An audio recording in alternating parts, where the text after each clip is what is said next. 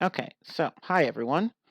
I am your teacher, Chimaruler 15, aka Mr. C, and today we are going to talk about 10 of the most common violations of standard English that non-natives make. So let me go ahead and type that.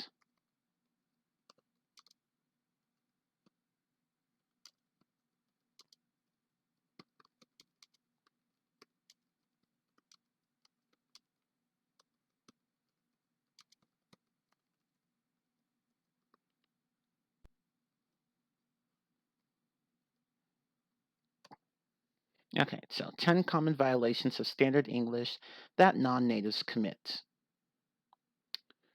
Okay, so now, of course, this is a given because, in English,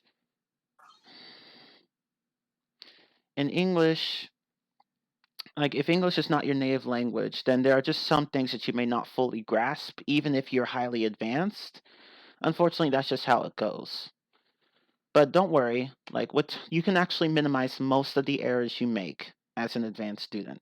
So no, these are just voice classes. Like it's not a live session. But I am recording this to post on my YouTube channel later, which I'll post later too. Okay. So let's go ahead and get started.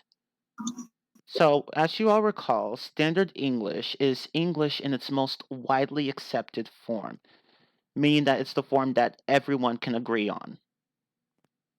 So, let me type that actually.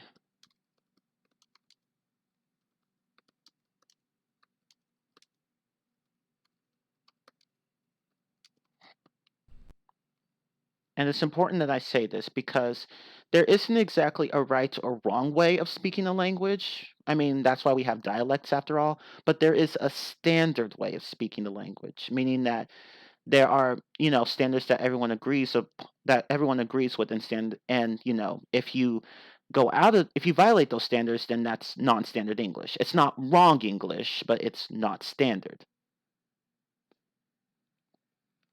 Okay, so knowing that, well, as I said, this is not meant for beginners. So if you can't understand me, and I am trying to speak as clearly as I can, but if you can't fully understand me, then this might just be too advanced for you. So this lesson is more for for intermediates and advanced students. Okay. But if you're a beginner, you can try to follow along. Okay, let's see. So let's talk about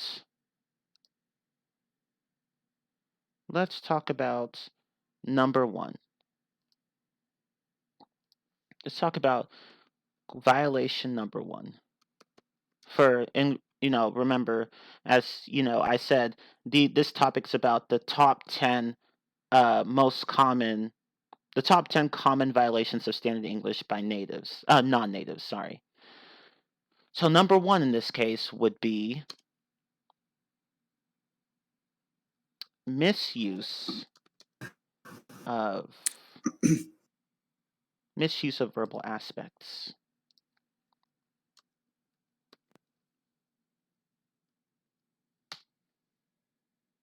That's the first one.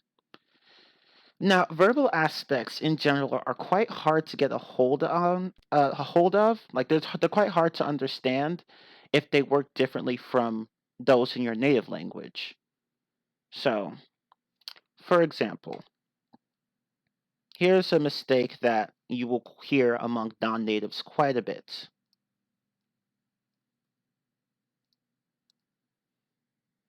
Let me take that out. Let's see. What is wrong with that sentence that I just posted? I went. Yeah, it should be went, right? Instead of have gone. Because there is time like yesterday. Yeah. So you can't really use the present perfect with yesterday or any similar adverb. It doesn't make any sense. And there are two ways to fix this. So the first way is to just delete the yesterday. You could just delete it.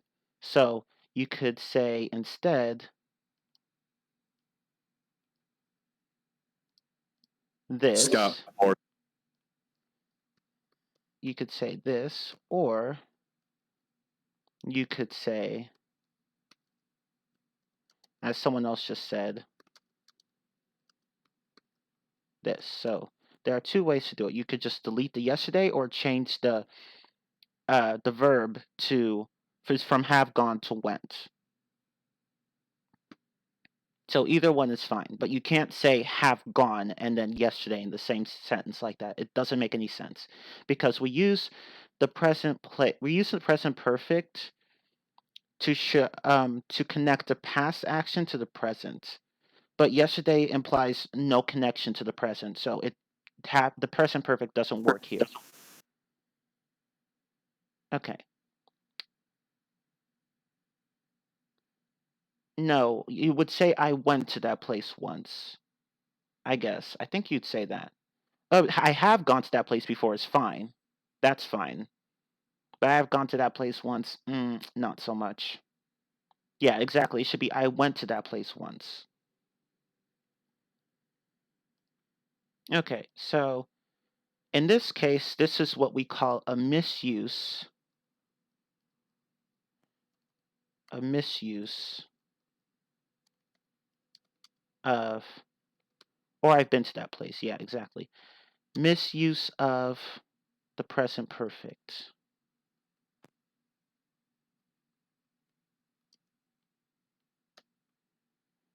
Not, I said present. My mistake. I meant present perfect. Okay.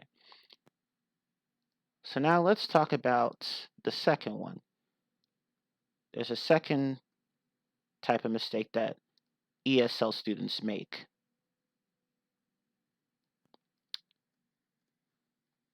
Read that sentence and tell me what's wrong with it.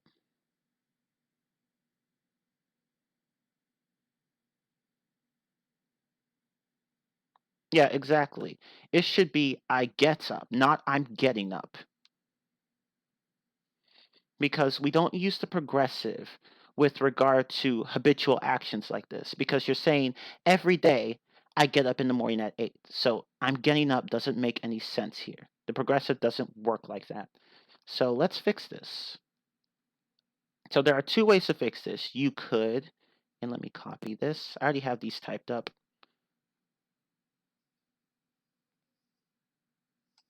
Yeah, exactly. Present tense should be used, not present continuous. So there are two ways to fix this. And I'll post them right here. Oops.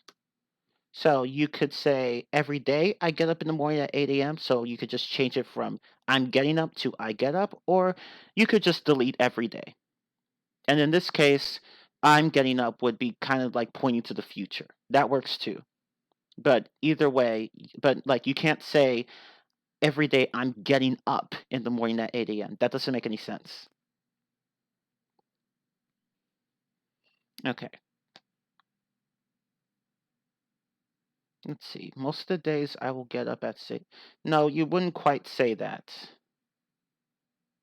You could say something like from now on I'll get up at 6 a.m., but not most of the days I will get up at 6 a.m.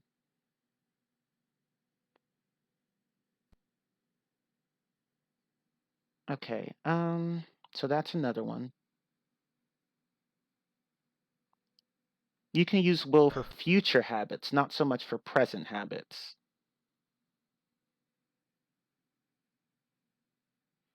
Okay. So that's what I would call.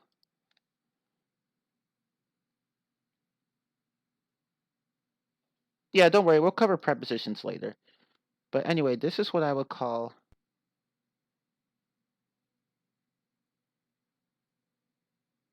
This is what I would call misuse of the present continuous.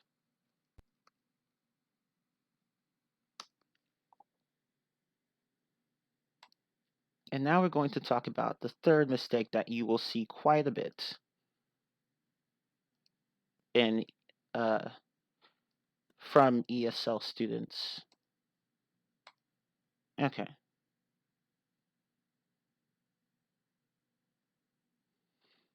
So, oh, I should point that out. ESL ESL stands for English as a Second Language.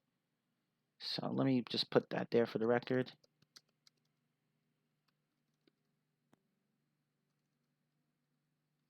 That's what ESL means. So if you're an ESL student, you're learning English as a second language or third language or whatever. Basically, it's not your first language or one of your first languages. Okay, so let's go ahead and go to the next one. If you're wondering what my accent is, I'm American, and you could actually see that by clicking on my username on to the right of the Discord screen. You'll see it right here, where it says I'm a teacher, I'm native English, and I'm American English. Okay, so let's go ahead and go to this one. What is wrong with this sentence?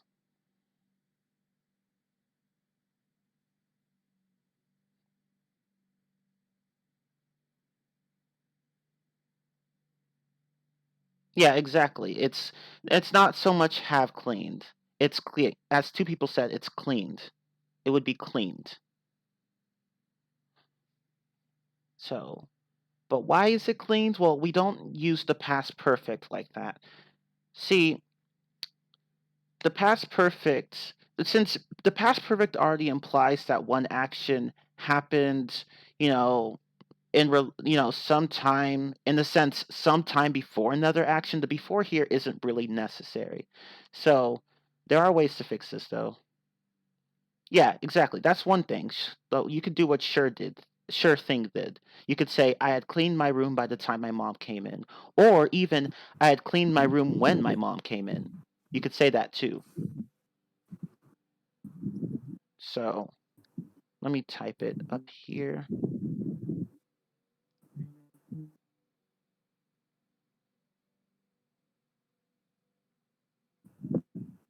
Okay, let me type it up here.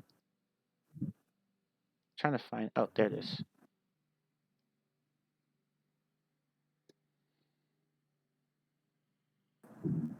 So you could say So that you could say, I cleaned my room before my mom came in. You could do that. Or I had cleaned my room by the time my mom came in. Or I had cleaned my room when my mom came in. So you could say that.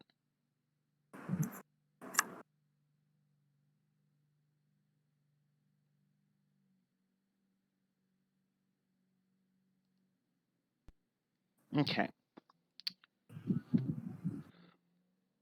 Or you could say my room was clean before my mom came in. Sure, but I meant to have clean as the verb itself. But you can't say my room had been cleaned before my mom came in.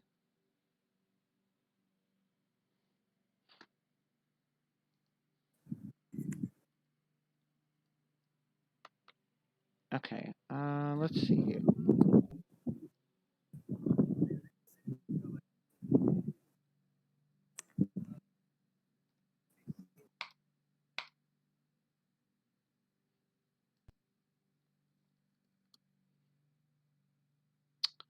Okay. Right.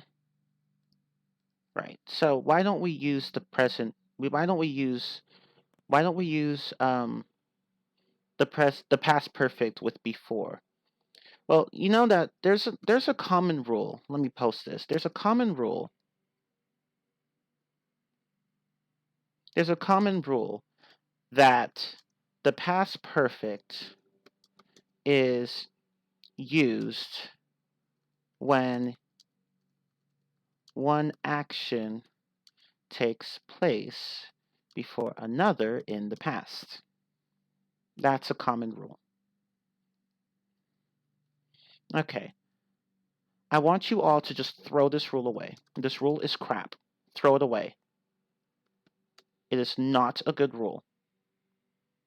Don't use it. It is not a good rule. It's not exactly wrong, but it's not complete. It's just not as precise as it should be. So, a better way to say this is that the past perfect is used to show that one past action led up to another past action.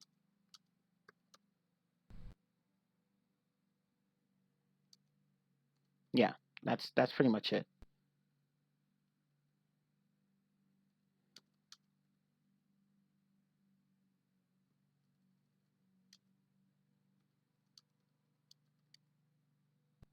Let me just, yeah. So it's like this. The past perfect is, to be more accurate, the past perfect is used to show that one past action led up to another past action. And what do I mean by this? Okay, well, let me post an example for you. So,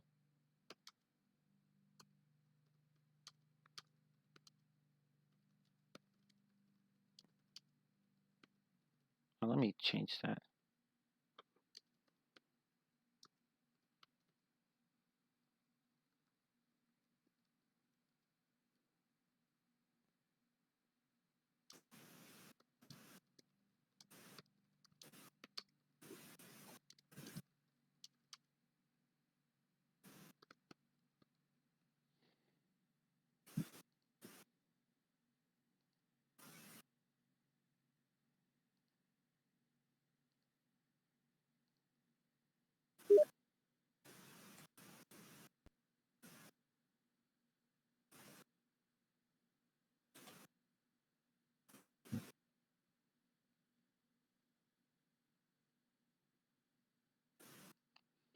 Okay, so can anyone tell me what the difference is between those two sentences?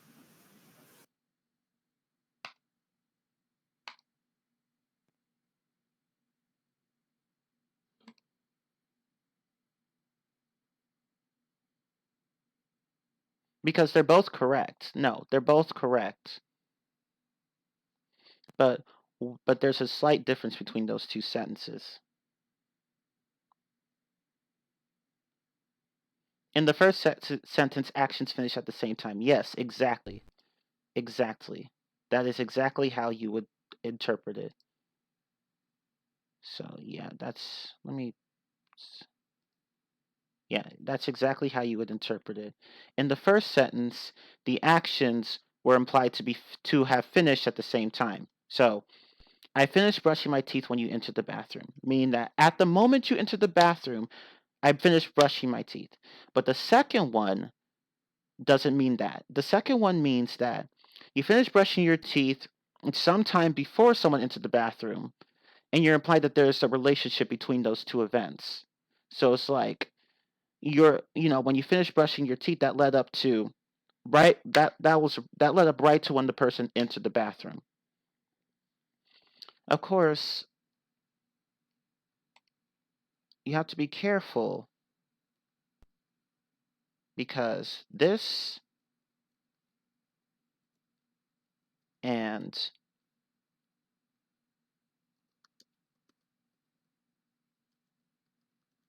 this,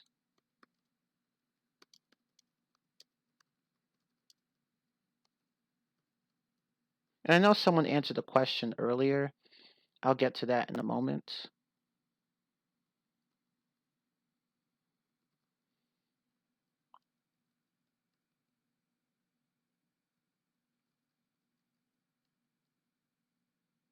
Let's go ahead and okay.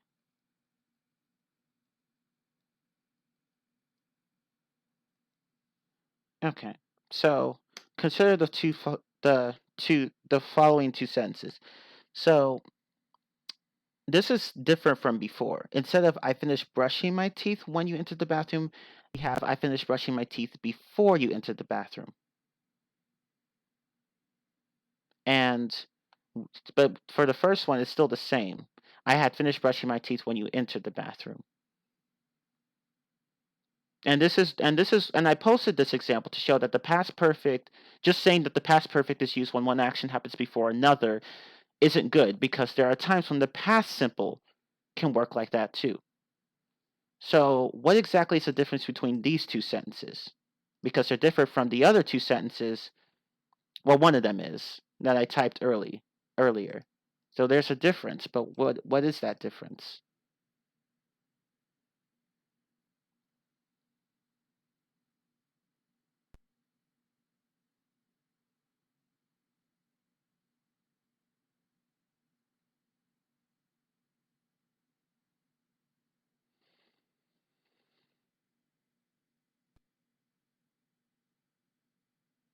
Yeah, they're both correct. I just want you to know what just want to know what you think the differences are, because there's a difference here. It's not the same difference as the one before.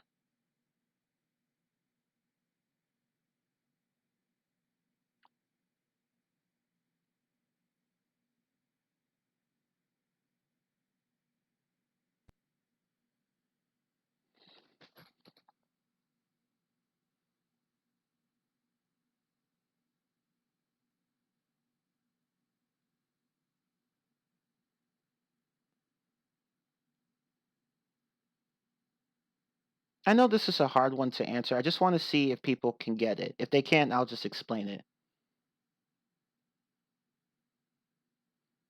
Let me just actually recopy that while someone is typing.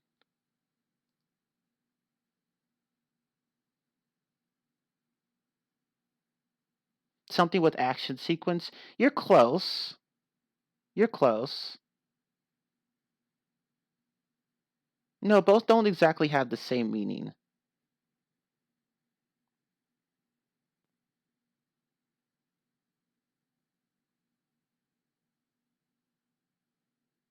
You kind of have it. You kind of have it. Horn yet. Sorry, horn yet. You don't. You kind of have it, but a few people here are close, but not exactly. Yeah, it has to do with the time interval. There's a difference. Slight difference.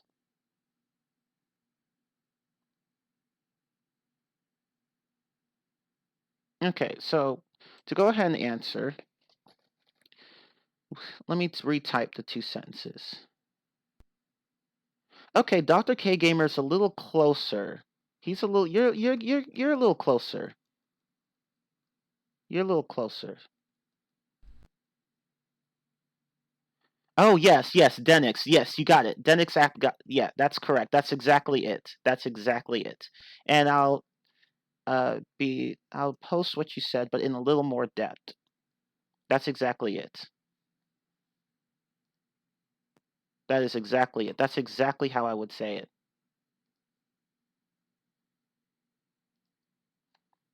Okay, so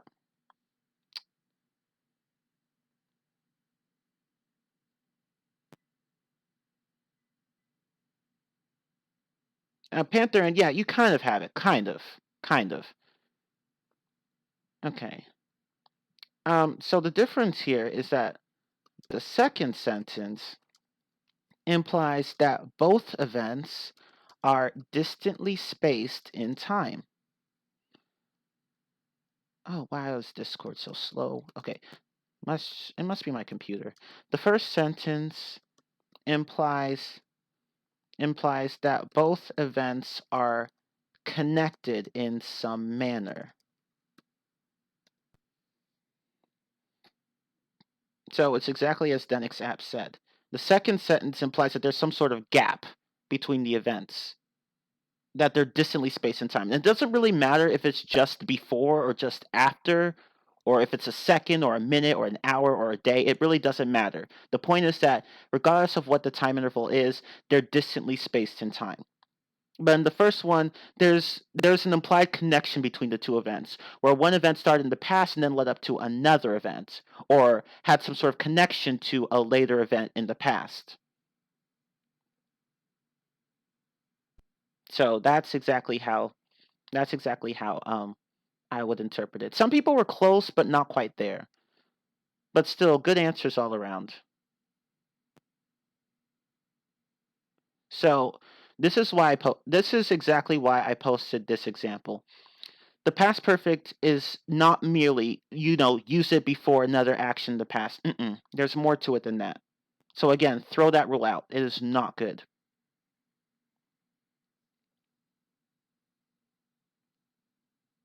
Okay.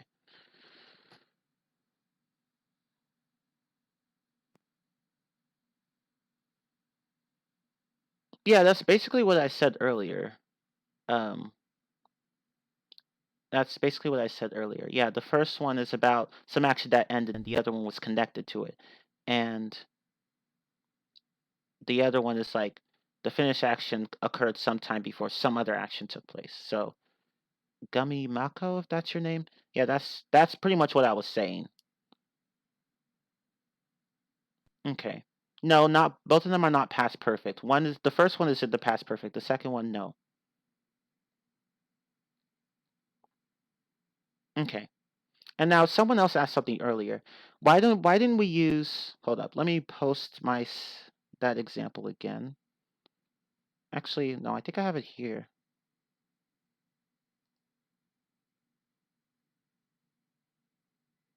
Yeah, let me post this here. So someone said something like this. Let me post the non-standard example. Someone said,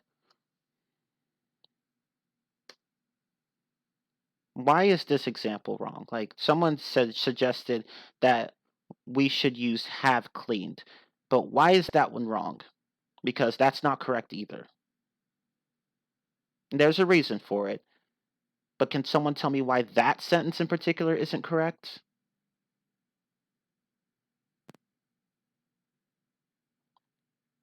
Yeah, exactly. Exactly. The second part of the sentence is in the past tense.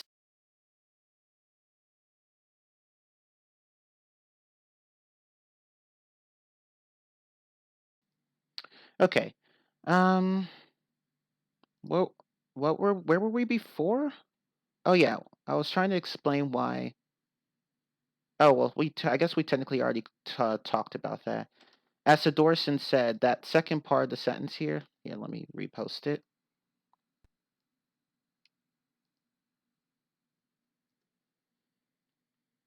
Yeah, there. Yeah. That doesn't work because see, everything is in the past tense here, so you can't use the present perfect like that. It just doesn't make any sense. Okay.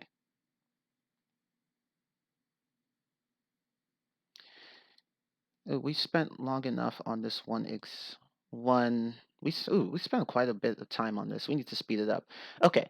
So now let's go to violation number 2 that non-natives make with regard to English.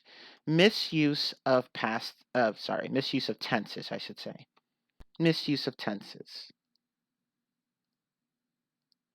So not aspects. We're not talking about aspects this time. We're not talking about perfect or perfect continuous or continuous. We're talking about past, present, and future.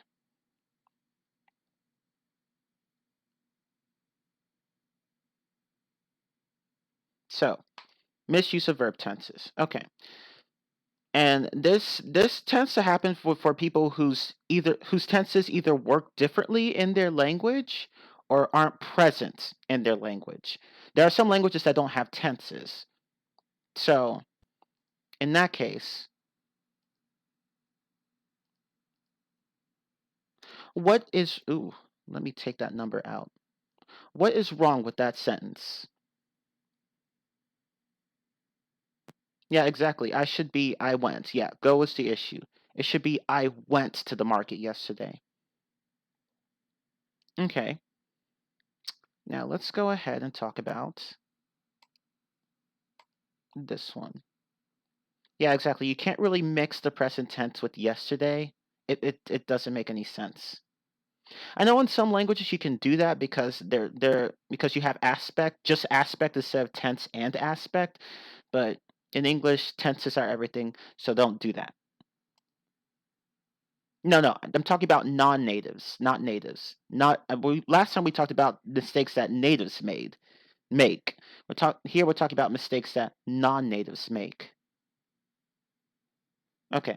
So, what is wrong with this sentence? Oh, you're welcome to Dorson. Thank you for coming. Yeah, exactly. It should be will.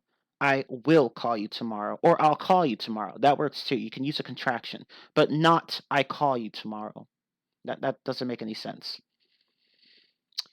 Again, in some languages this is fine, but in English it's not. You can say, now you could sometimes use the present tense to refer to future events. So you could say, my plane leaves tomorrow, or like, my flight leaves tomorrow, or I leave for Spain tomorrow. Examples like that. You could say that,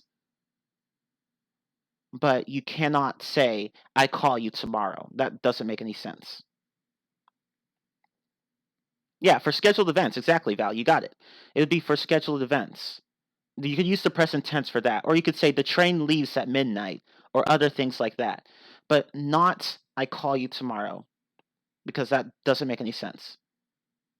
Yeah, exactly. In Spanish, you could say that, but in English, no. Yeah, in Spanish, yeah, exactly. In Spanish, you can say that because in Spanish, the present tense is used more often than in English, and they don't use the future tense as much as we do. But yeah, and again, this is what I was talking about earlier. If the tenses work a bit differently in your language, you will probably make this mistake with English. And yeah, you could say, "I'm going to call you tomorrow." That works too. As someone asked that earlier. Yeah, that works.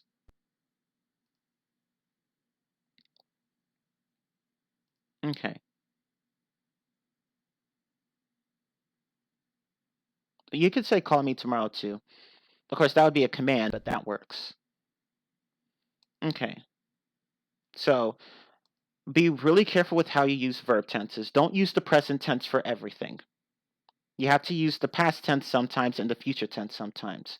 So basically, oh my God. Yeah, you can say I call you tomorrow. That's what everyone was saying earlier.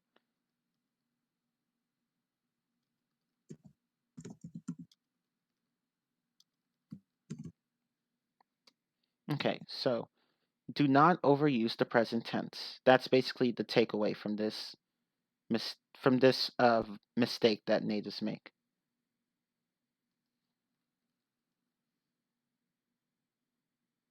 Okay, so now let's go on to number 3.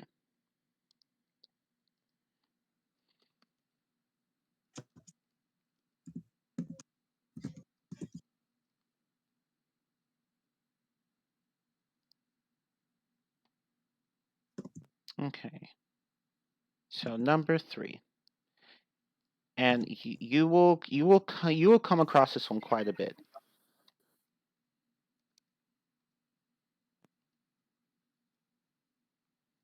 Improper negated past tenses. What do I mean by that? Well, you know how in English you sometimes use modal verbs to form past tenses? Well, in this case, it would just be, sometimes most often actually, it's you use some form of the verb do, and then you change it to did in the past tense to show that someone didn't do something or didn't go somewhere or anything like that.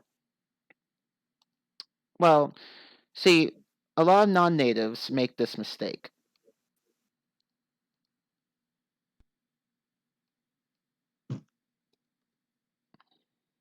By negated, I mean like not. When you use the word not.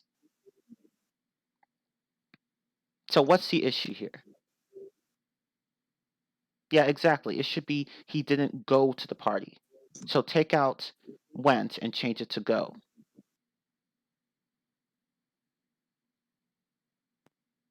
That's the issue. Okay. So by that logic, what's wrong with this sentence?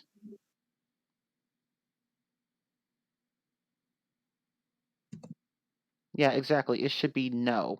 Knew is the problem, so it should be no. She didn't know him. I mean, you could say she doesn't know him, but we're talking about the past here. So yeah, it should be she didn't know him. So let me post the standard forms for the record.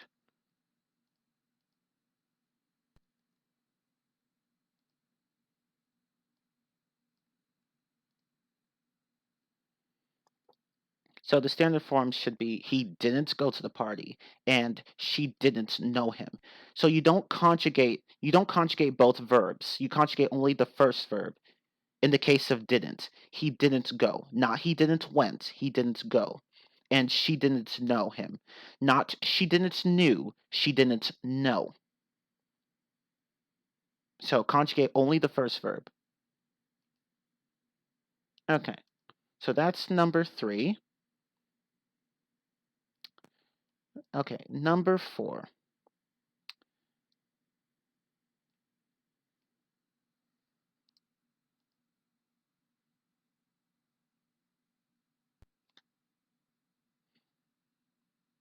Okay, so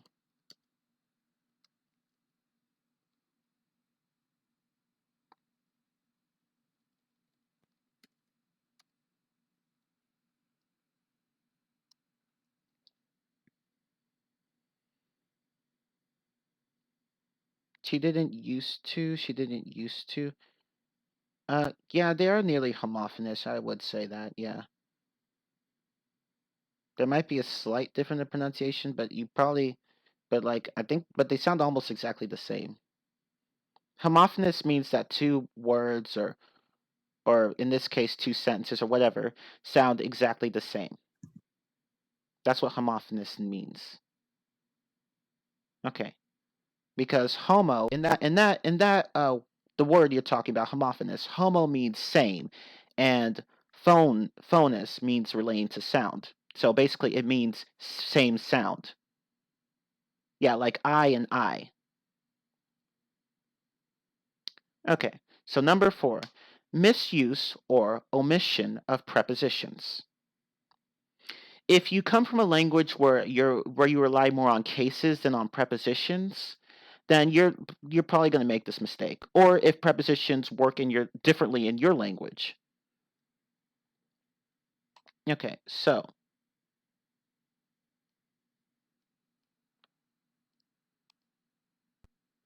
what is wrong with this sentence?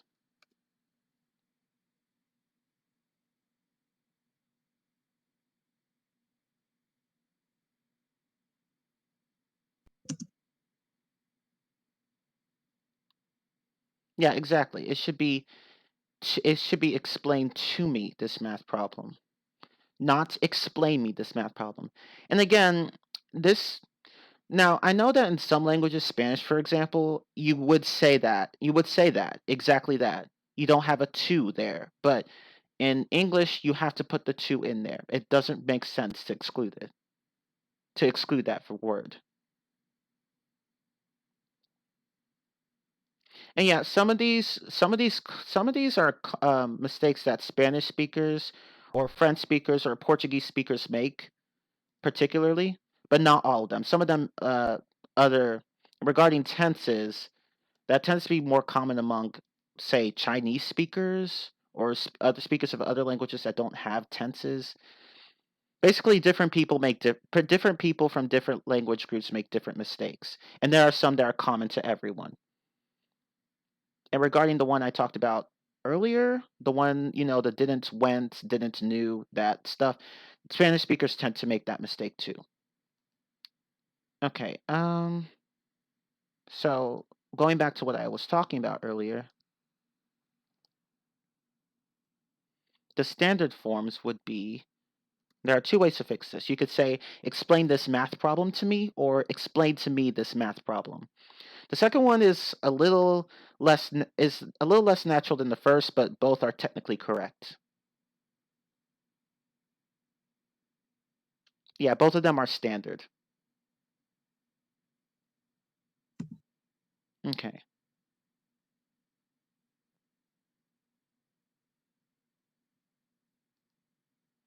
Now, let's talk about a different one. In this one, we have a misuse of prepositions. For the next 3, I'm going to talk about a misuse of prepositions rather than an omission of prepositions. Or wait, hold on. Actually, no, I had another example here. I don't know what I did with. Oh, well, actually, let's use Denix app's example. Let's use his example because it was similar to the example I was going to use. Okay, so let's use Denix app's example. What is wrong with this sentence? Because again, I know it works differently in other languages, but in English, what should you say? Yeah, two. I like to listen to music, or I like listening to music even. Yeah, that word too is very important. And yet, many times it's omitted by non-natives. So don't do that.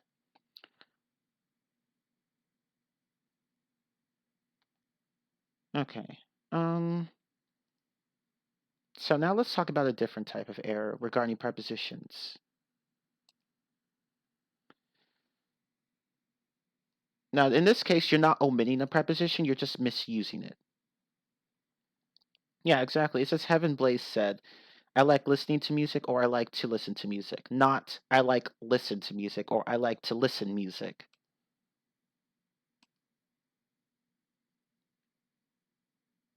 Yeah, arrive is tricky.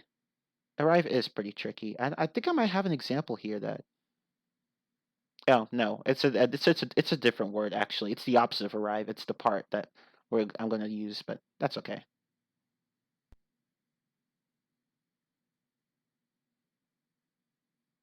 I mean, I like to listen to music and I like listening to music. They pretty much mean the same thing. There's really no difference. Kind of like I like swimming and I like to swim. That it's the same thing. Okay. No, this course is not for beginners. So, no. Okay. So, what is wrong with this sentence? What is wrong with that sentence? Yeah, it should be with, not to. You don't agree to someone, you agree with someone. And again, it works differently in other languages, but in English, you have to use with in this case. It should be with. I agree with you in this situation. So let me post that here.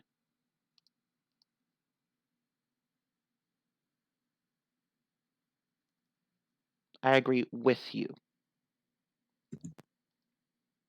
Okay. So now let's do another one. Someone mentioned the verb arrive, but yeah, exactly. Well, actually, yeah, that's a good point that Gavin just brought up. Can we say I agree to the terms and conditions? Yeah, you can say that.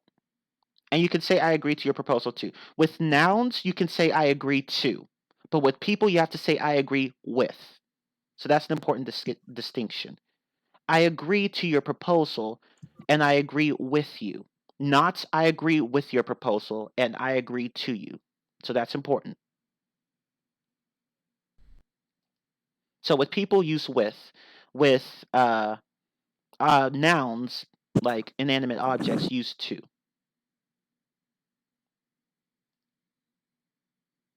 Yeah, you can also say we agree on this. That works too. We agree on this topic. We agree on this matter. You just have to be really careful with how you use prepositions. I agree to this statement.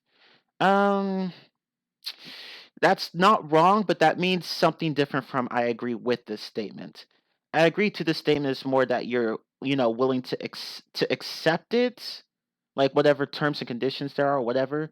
But I agree with means that you're, you know, that you share the same opinion in that case. So you could say I agree to this statement, but that means something different from I agree with this statement, if that makes sense. In this case, you have to be really careful with how you use with and to. Okay. What's wrong with this sentence? Yeah, it should be at, not in, at. My flight departs at 5 a.m. or my flight arrives at 5 a.m. You could say my flight departs in 5 hours, sure.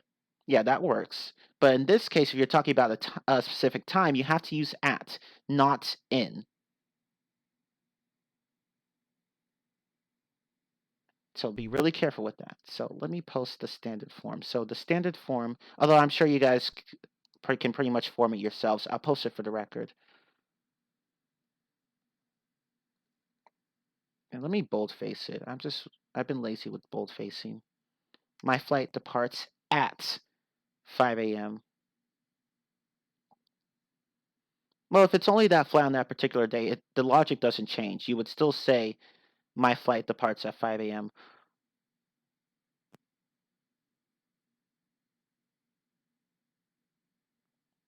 Um, my flight departs at the end of COVID. Um, you'd have to the see that could work, but the way you use COVID here doesn't quite make sense. Like at the end of the COVID epidemic or pandemic, I guess that works. Although even then, that sounds really weird. You could just say my flight departs when COVID is over. Like that's probably the most natural way of saying it. Yeah, you can also use the present, I mean the future simple here. You could say my flight will depart at 5 a.m., but in this case it's more common to just use the present. In this case it's okay to use the present to refer to future events because as someone else said earlier, the moderator here, Val, he said that you can use it for scheduled events. So that's correct. Okay, now here's a pretty big one. Yeah, exactly. Sometimes it's hard to choose an appropriate preposition. In this case, the best thing to do would be to just it's the best thing is to just expose yourself to as much English as you can. And eventually you'll get the logic of it. For the most part anyway.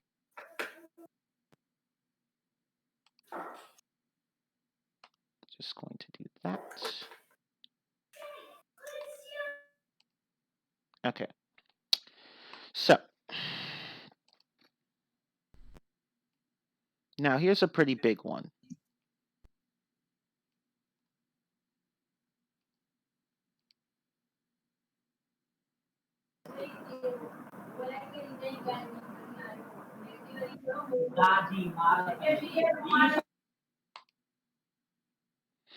Okay. So here's a big one.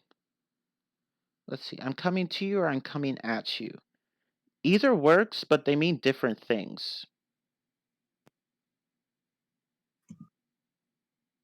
As someone, yeah, exactly. The meaning is different. I'm coming to you means that I'm going to head to your location. I'm coming at you means that I'm like somehow physically throwing myself at you or in some manner.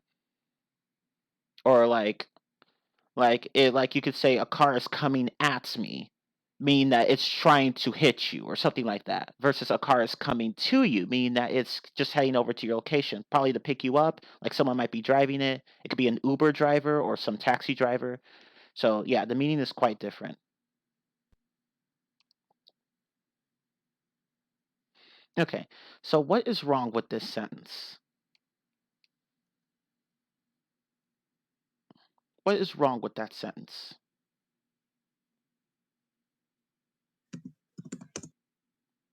Yeah, exactly. It should be for instead of since.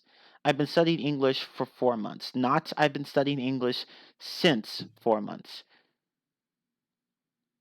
And this is one of those cases, again, where people transfer. Actually, every single case here is an example of people just transferring concepts from their native language to English. But as we all know, English prepositions don't exactly map very well with regard to other languages. So you have to be really careful with how you use prepositions. So the standard form would be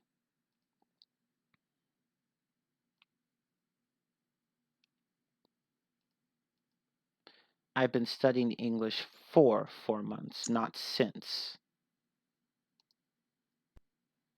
And as someone, I know a few people just said this, you can use since for dates. Yeah, exactly. Since 1996.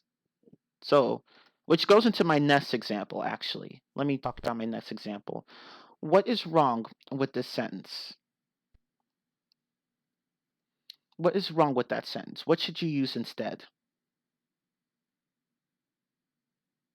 Yeah, exactly. Since. Because as someone else said, with dates, you can use since. With since, we use an exact time, exact like time in the past. But with for, we use that for duration. So since is for, well, let me post the standard form first.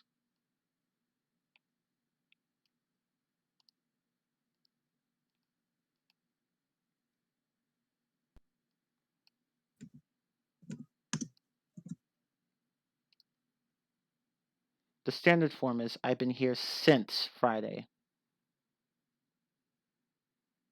Okay, so to recap, since, as someone else said, since is used for exact times. Like when you're trying to, when you're describing something that started at a certain period of time and at a certain time in the past.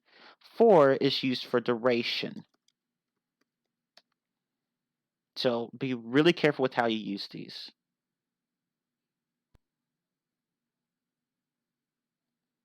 Okay, so again, prepositions are extremely important.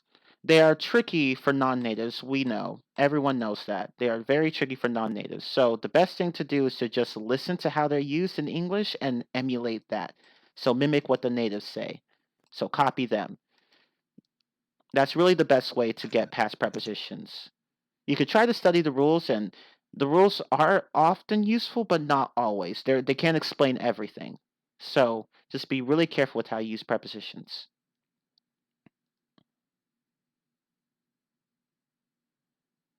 Ever since the avalanche, we have built sturdier igloos. Yeah, that works. That works. I've been here for 8 hours. That also works.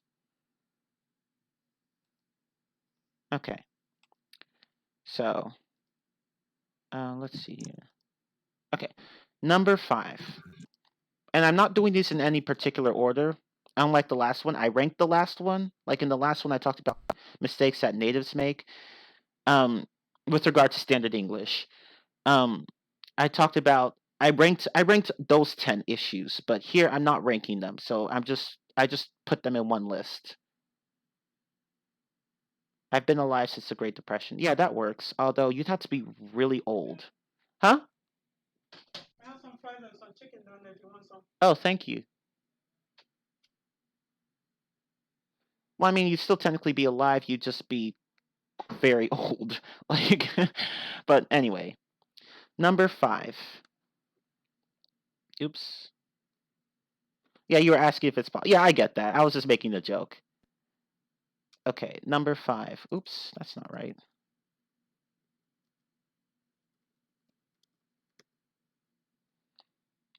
So, issue number 5 that non-natives tend to do: improper adjective order. Okay, so most natives don't know. I mean, a lot of non-natives know this, but most natives don't know this. In English, there's a generally preferred order of adjectives. Um, that most natives aren't even taught this. I didn't even know this until recently. There's but with people who learn English formally, they will come across this. In English, we tend to prefer to put adjectives in a certain order. I'm not gonna like post the precise order. Well, actually, I might as well. But honestly, we don't exactly follow that order always. We generally follow it, but we don't, follow it exactly every time. So let me just go ahead and post it.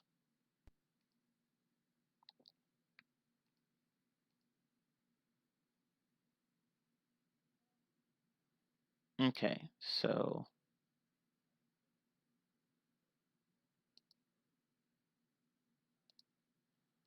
oh well, someone already did it. Thank you, Sergey. Thank you very much. Yeah, it's opinion, size, age, shape, color, origin, material, and purpose. So purpose often goes last. Almost always goes last. An opinion almost always goes first. I don't suggest remembering this whole thing, especially since it's quite unlikely that you're going to use all 8 adjectives. In a sense, it's possible, but it's not likely. And honestly, we don't go past 3 adjectives or 4 or even 4 in native speech, so this isn't something you really have to worry about that much. But yeah, that's the word order. Yeah, exactly. It's really strange to hear I'm living in a brown big house. It should be I'm living in the big brown house. So with that in mind, what that person just said, what is wrong with this sentence? You can use a chart to help you, but honestly, I don't think you need it. So what's wrong with that sentence?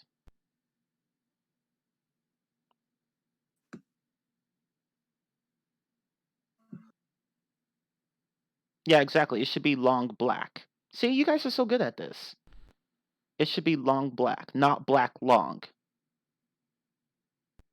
So long should be first because remember, size generally comes before color. Yeah, see, that's the thing. If it doesn't sound right to you, then you're on the right track. If it doesn't sound right to you, that's good. You're learning, you're developing that native like intuition. So there are times where you can tell that something like that that Swedish big bag doesn't sound right. It would be that big Swedish bag. So if it sounds wrong to you, then you're on the right track. When should we put a comma between adjectives? That's a good question. Um, it really depends. It's hard to explain actually. Well, actually, that I could try to explain it, but because that actually goes into my next example.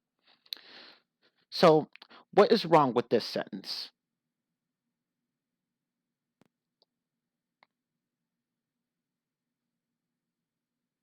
Yeah, it should be new white, not white new.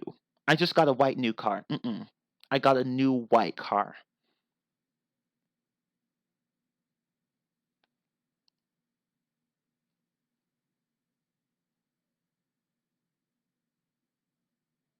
Okay, that's good. I'm glad it's pretty easy for you to understand. Yeah, because in English, if you hear the wrong order, native or non-native, it will just sound really bad. It will sound really bad. There are times where even the natives screw this up. They generally don't. Like most of the time, we don't mess up the order of adjectives. So if you get it wrong, if you get the order wrong, and not in a way that won't sound too bad, then people will you might get a few funny looks. Okay. Yeah, it'll just hurt your ears basically. Okay, now regarding what someone asked earlier, when do you put a comma between the adjectives and when do you not? It depends on how the adjectives relate to the noun. So let's bring back the two examples I brought. Actually, let me post my language. Sorry, the standard forms here. I said my language, my bad. Okay. Oh, it's like that too in your language? Okay, good. Yeah, I imagine that there are some similarities.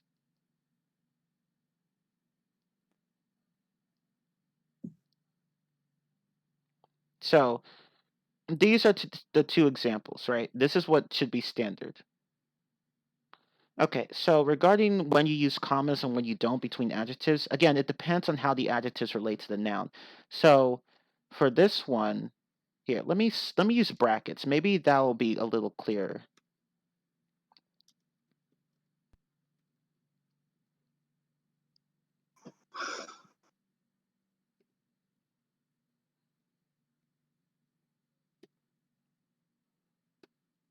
Maybe if I put brackets in, it might be easier to understand. Sometimes it's easier to just show people things rather than just telling them. So let me do that.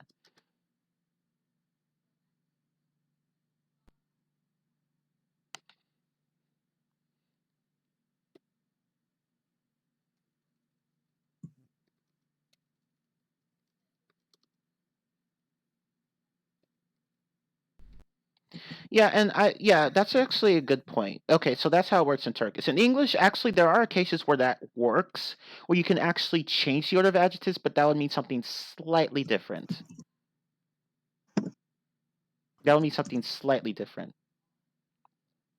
And I'll post an example in a moment. But first, let me go ahead and do this.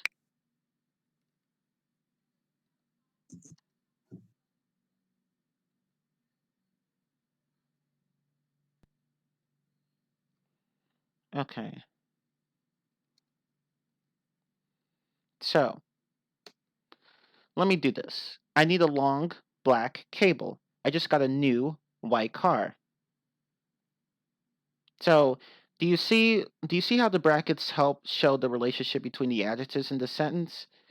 Here, long, black, and cable are all separate units, but in the second one, white goes with car, if that makes sense. So there really doesn't need to be a comma before after new. So it depends on how the adjectives relate to the noun, if that makes sense. I know it's just, if it's still hard for you to understand, you'll get it later.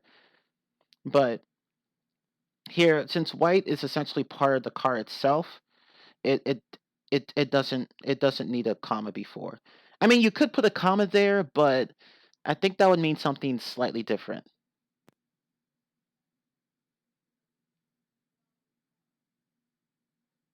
Okay.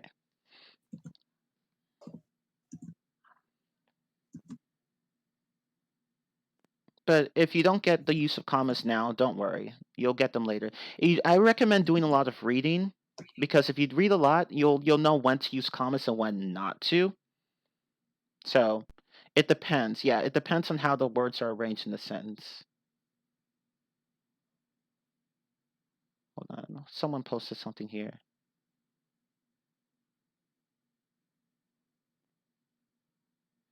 I don't know how to answer that. Like, could you post that example again? A book recommendation? Well, really any book, really. Any that's written, like any fiction, nonfiction, it doesn't matter.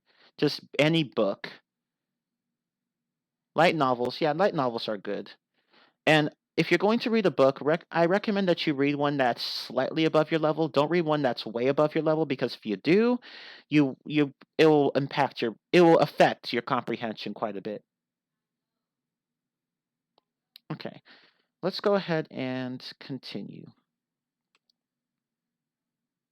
Okay, so number 6. Ooh, this is a big one.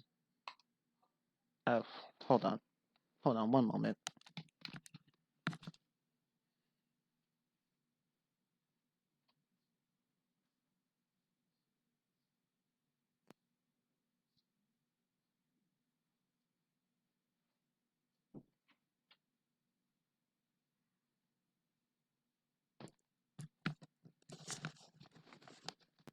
Na'ya bak.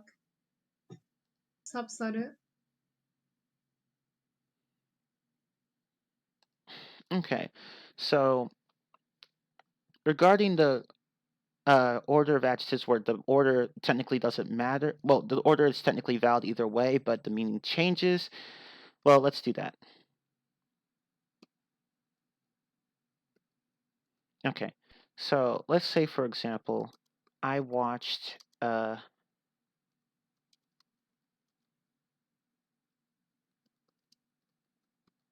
versus.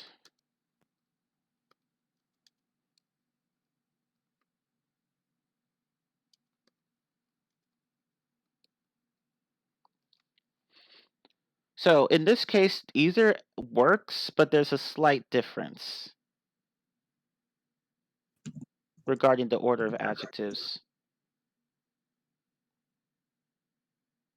So in the second one, you're implying that there's an animated film made by people in Sweden, and in the first one, you're implying that in the first one, I'm trying to explain it. In the first one, you're implying that there's a Swedish film that happens to be animated. Yeah, the emphasis is laid on different words, basically. So it's like you're like it's basically like in the second one, you're implying that you're placing more of an emphasis on the word animated. In the first one, you're placing more of a emphasis on the word Swedish. That's the difference. That's basically it. Yeah, exactly. You guys got it.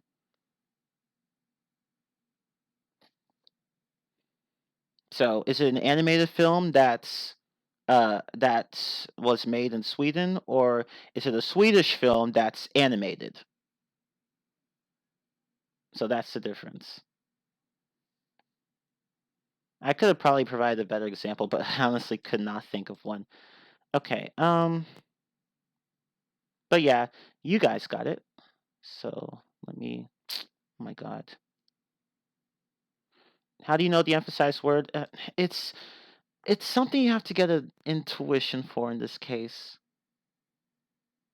I guess I guess it's like since there's no comma, you just I guess the second one would be more emphasized. I honestly don't know how to explain it, but it's just something you have to get a feel for. Okay. Let's keep going. So number 6. This one's pretty annoying.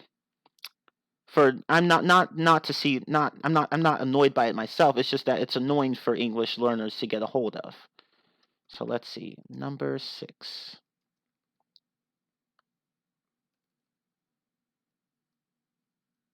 Yeah, the one just before the noun, exactly. That's probably the one that has the most, or in this case, more emphasis than the other one. Okay. Number 6, misuse of particles and infinitives. What do I mean by that? Okay. Well, if you recall, participles are verbs that can function as adjectives. So, for example,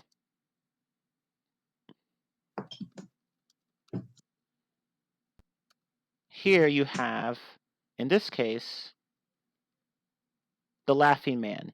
This is a present participle functioning as an adjective.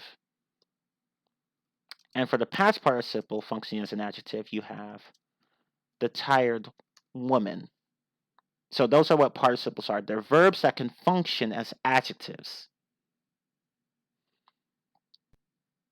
However, there are times where people misuse these in non-native speech, I mean, and writing. Okay, so let me copy this. Oh, and right, before we do that, I also need to point out what infinitives are. An infinitive is, if you recall, an infinitive is when you put to in front of a verb. Oh, good night, Apex. Thanks for coming. It's to plus the verb. Yeah, like for example, to go, or to sing, or to eat, or to dance, or to write. Okay, is it the same if we, okay, in this case, it should be if we wrote. I need to cover that mistake Ders actually. Okay, is it the same if we wrote the woman is tired? gördüm, sana da dedim Hı ya. hı. Salatalık verdim de Tamam annem yerim. onu getirdim. Yo ben böyle bir şey demiyorum. Gündüz Okay, konuşuyorum öyle so söylüyorum. Sessizlik. okay. Yeah, it's the same if you wrote the woman is tired. It's all right, don't worry about it. Just remember just remember to, keep your mic low or muted. Okay. So what was I doing? Oh yeah, my example here.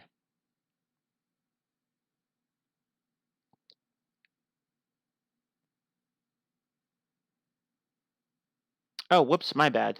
My bad. I'm sorry. No, no, it should be I made a mistake here. I don't know how I did this. It should be number 6. Number 6 should be number 6. It really should be misuse of gerunds and infinitives. Sorry. Not participles. Participles aren't relevant here. It should be gerunds and infinitives. Sorry, I mixed them up. Okay. Um so if you recall, a gerund is an ing verb that functions as a noun.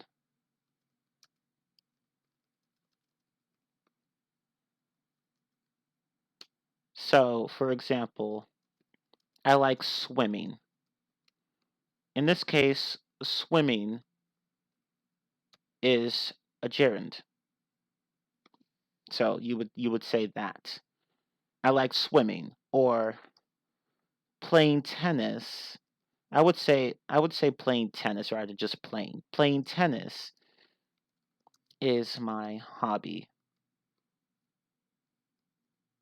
That's a better way to go about doing it. But in this case, you have a gerund phrase because you have more than one word. So in this case, instead of just playing, you have playing tennis. So now it's a phrase. Learning English is my passion. Yeah, that's another good example. I enjoy walking. Yeah, exactly. That works. Tired is, yeah, in this example, tired's not a gerund. It's a participle. Sorry, participles aren't important. This is I mixed it up. I mixed them up with gerunds. My bad. Yeah, in this case, In this case, I am listening. I am waiting. That's also a participle in this case, but in this case, it's being used with a verb like am or was or whatever. So here we're talking about gerunds, not participles. Okay.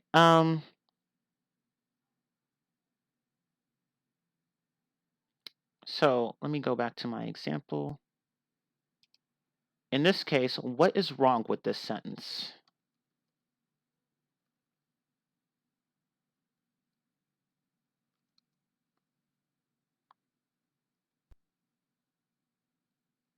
Because non-natives mix up infinitives and gerunds all the time. What is wrong with this sentence?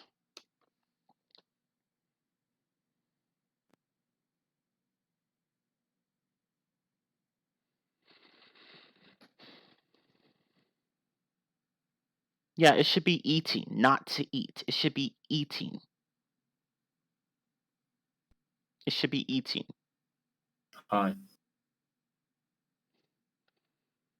Okay, so let's see what else. So the standard form should be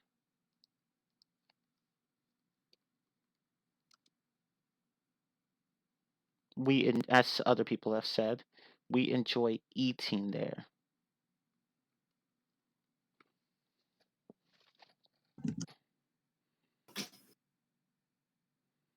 Okay, so another example.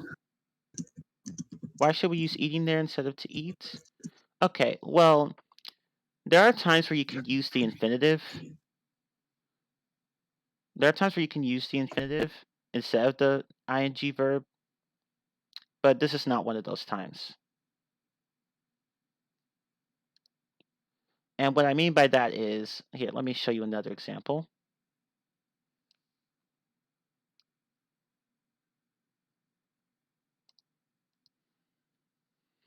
Yeah, that's basically it. You have to use the ing verb after verbs like enjoy, love, hate.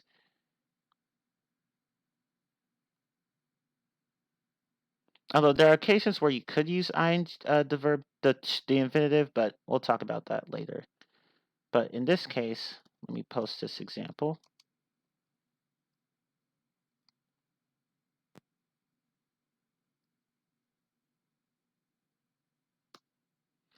What is wrong with this sentence?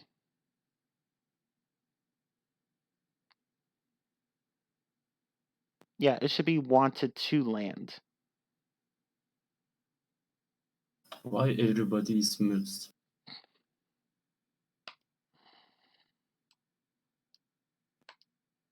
We're having a lesson. That's why everyone's muted. Okay.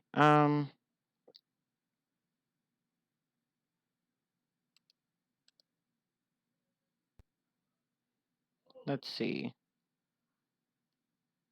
So the standard form should be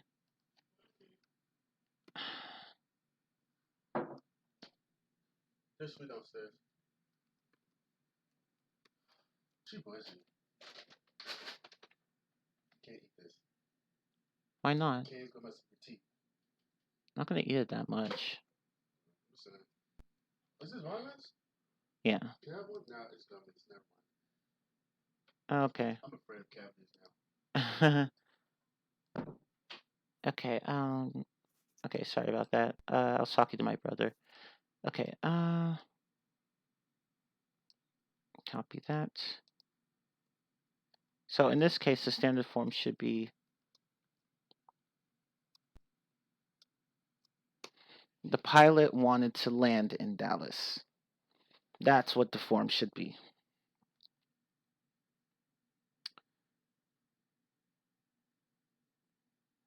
Okay, so going back to what someone asked earlier, why is it that we can sometimes use to and then the verb and sometimes not?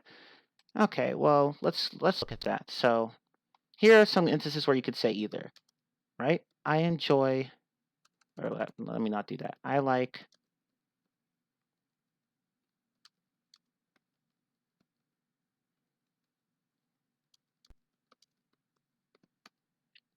to swim. I like swimming. They're both fine. Oh, okay, see you later. Thank you for coming. Thank you for coming, Dark Sallow. Okay, so that in that case you could do both.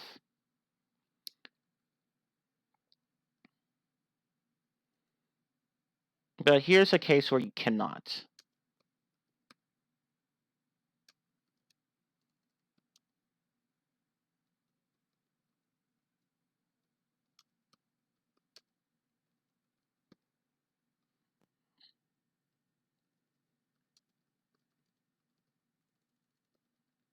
The first is non-standard, but the second is not. In this case, it's a matter of usage. We use like with both, but we can't use enjoy with both. You can't really say I enjoy to swim. You can say I like to swim or I love to swim, but not I enjoy to swim. We don't use enjoy like that. Enjoy is really to be used with ing verbs only. Why? It's just a usage difference. It doesn't make a lot of sense, but that's just really how it works in English. You just have to know which verb goes with what form. So yeah, exactly. It just depends on the verb. You just have to learn the logic of it. It's not exactly consistent, but it is what it is. It's language. That's language for you. Okay. Yeah, exactly. It depends on the verb. Okay. So that's that.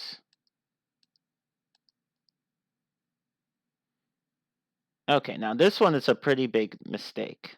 Number 7.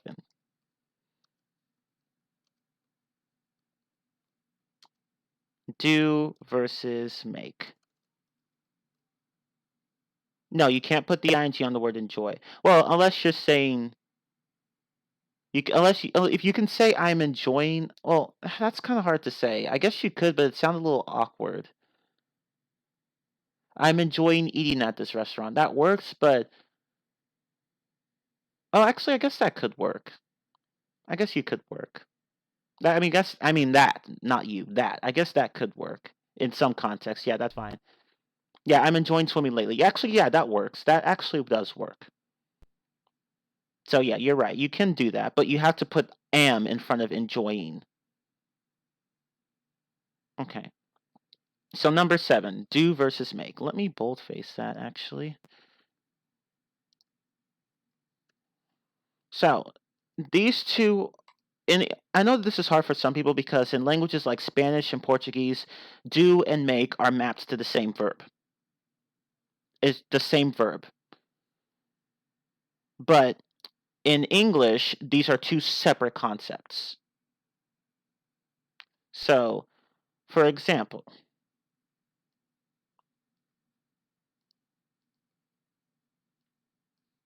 what is wrong with this sentence? Yeah, exactly. Made. I made a mistake. Not I did a mistake. I made a mistake. I mean, again, in Spanish, you'd say it like that, but in English, no. You have to use made, not did.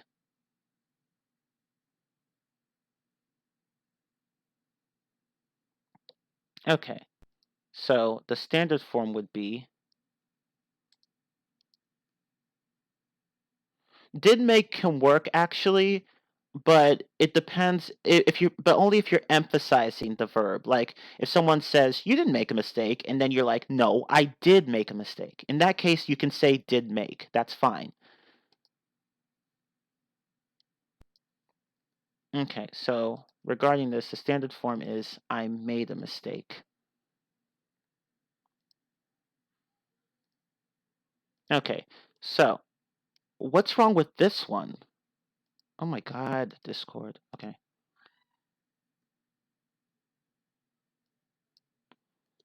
What's wrong with this one? Oh, that's how it is in Russian too? Oh, okay. Yeah, it should not be I made my homework. It should be I did my homework. You can't really make your homework, but you can do your homework. Yeah, exactly. It should be did.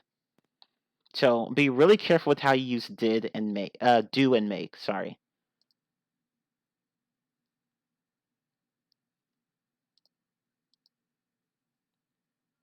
Yeah, you can say I have done to, but in this case, the tense really doesn't matter.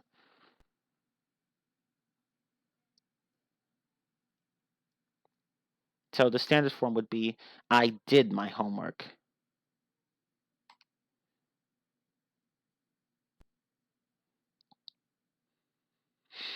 Okay, so number 8. Okay, number 8. Let's go to number 8.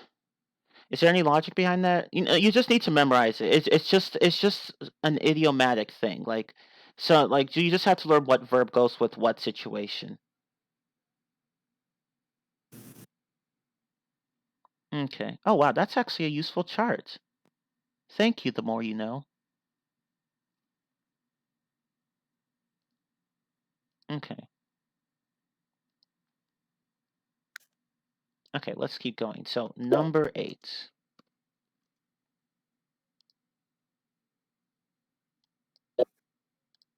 Okay.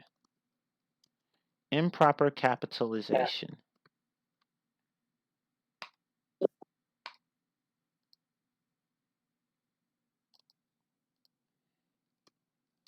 This is a big one. This one isn't as major as the other issues, but it still does happen. Improper capitalization.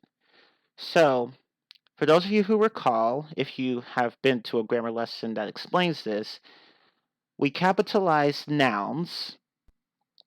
So, nouns are capitalized if A,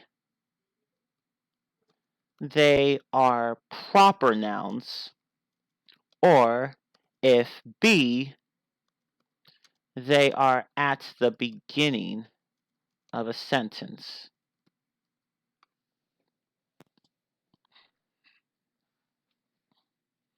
So, with that in mind, and if you recall what a proper noun is, a proper noun describes very specific things, like locations or brand names for products or people's names. So here, let me provide some examples. So proper noun examples, like you could say a person's name like Steve Jobs, for example, or you could say a brand name like Microsoft, or a location on the planet. So like say Canada. These are all examples of proper nouns. Okay, we'll see you later, music. Okay, so they're very particular things.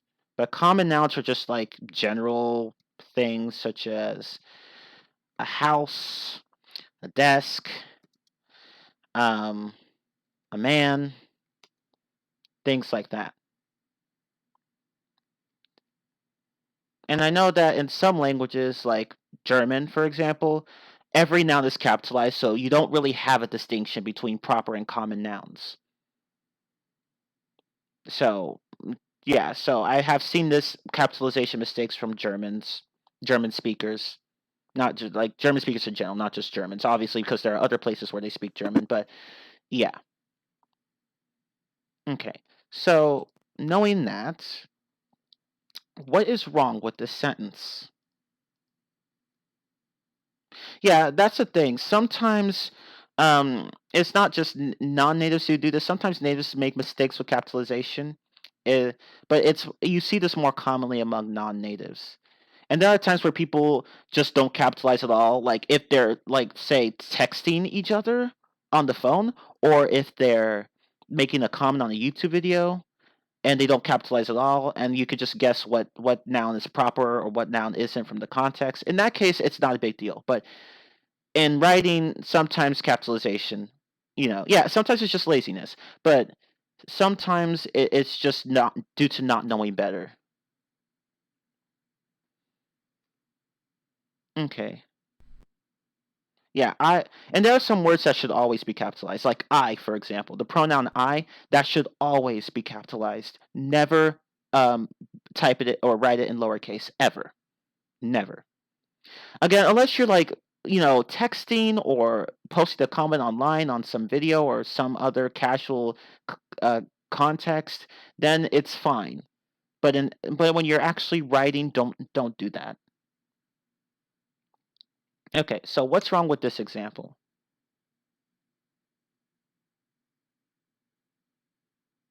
Yeah, exactly. It's the book. The word book should be lowercase.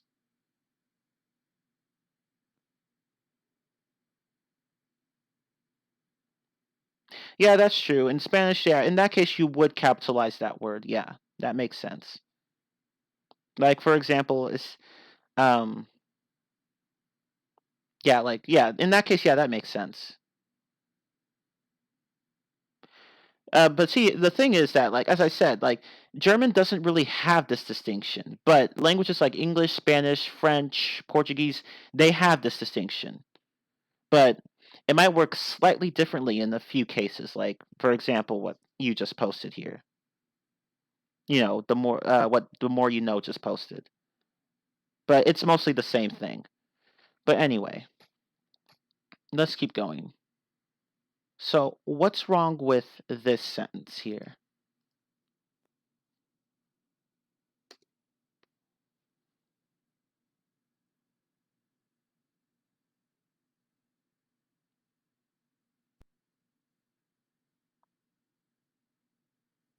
Yeah, exactly.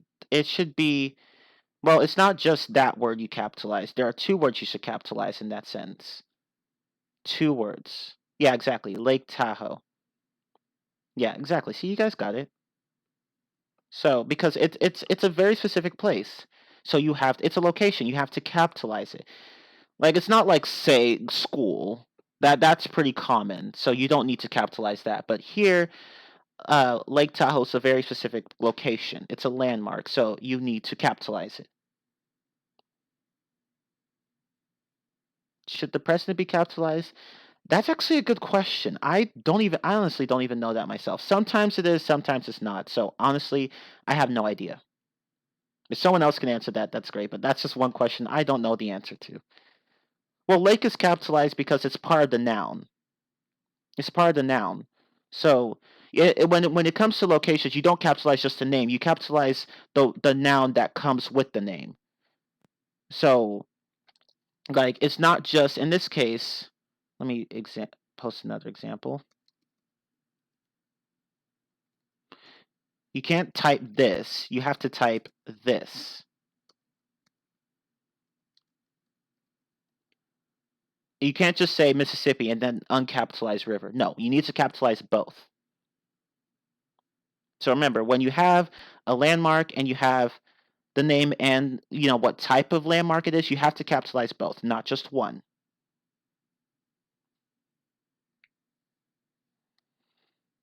Okay, let's keep going. Okay, but basically just keep capitalization rules in mind. Okay, now the last two are these are pretty big.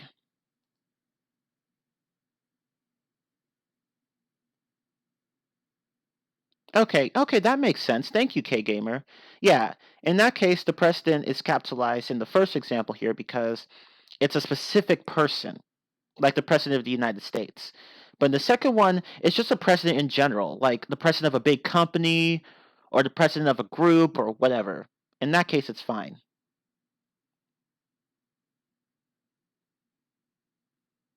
I'm glad someone was able to answer it. Okay. We wouldn't really say the river of Mississippi. And even in that case, I think you'd still capitalize river, but I'm not sure. Because again, that's not something that's very common, so I have no idea whether or not river should be capitalized in that case. But if it's directly after Mississippi, you definitely need to capitalize it. Okay, so number 9.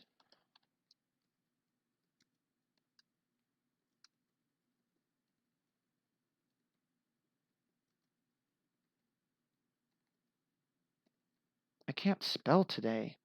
Okay. Oh wait, I already typed that up. What am I thinking? I am not thinking today. Sorry, it should be this. Yeah, exactly. It's like a proper name. Like Your Majesty. You capitalize Your Majesty. Don't put in lowercase. You have to capitalize it. Okay, so number 9.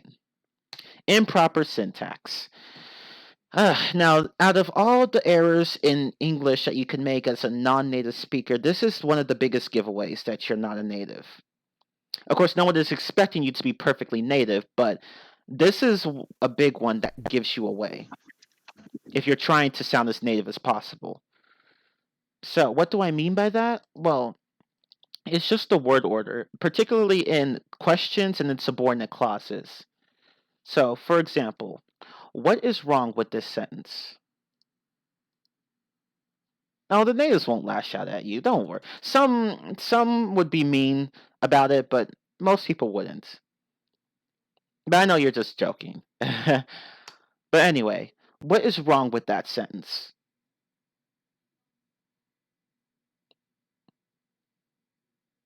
Yeah, exactly. It should be what that is, not what is that. Yeah, exactly. Syntax. I should really define some of these words I bring up. Syntax is it deals with the order of words. And in English, because we don't have declensions or conjugations to tell us who's doing what in the sentence, we rely on word order. Our word order is very important. Um, Compared to other languages like, say, Russian, where the word order doesn't really matter as much. But in English, word order is big. Do not mess it up. Okay. So it should be what that is. Yeah.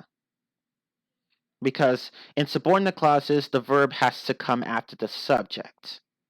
So you can't really do it like that. But now, if it's a question, obviously you can say, what is that? But you cannot say what that is. I mean, what is that in the subordinate clause? Like here, let me show you the difference. You can say, yeah, embedded questions, exactly. That's pretty much what you would call it, or indirect questions, or whatever they're called. So you can say this, and you can say this, but you cannot say this.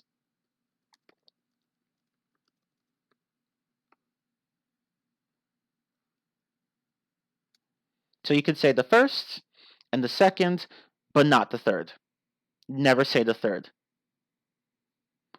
And I know it's different in other languages. Again, in Spanish, you would say this, but in English, no. So you can say, what is that? You can say, I don't know what that is, but not, I don't know what is that. And to be fair, there are occasionally you'll hear natives making this kind of mistake too, but they don't make it nearly as often as non-natives do. So this is something that mostly non-natives do. Yeah, exactly. Could you tell me where he went? Not could you tell me where did he go? Exactly. It's could you tell me where he went? And that goes into my next example. What is wrong with this sentence? I guess I should post the definition. Let me do that.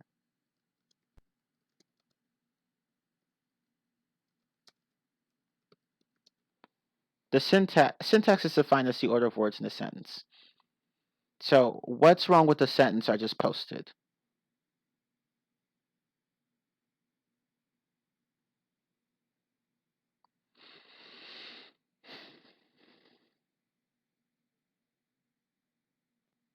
Yeah, exactly. It should mean that means or what that means. Yeah, that's exactly it. It should be what that means. Yeah, exactly. Can you tell me what that means? Not can you tell me what does that mean? Because again, it's the same logic as before. But in this case, we have an extra verb, a do verb. So in this case, it's does. So you can say this, and you can say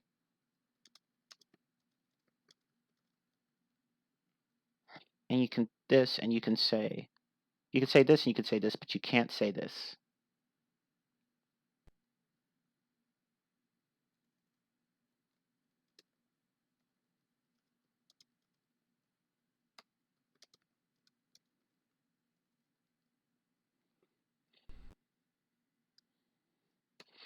So you can say the first one, what does it mean? And the second one, can you tell me what that means? But not the third one. Can you tell me what does that mean?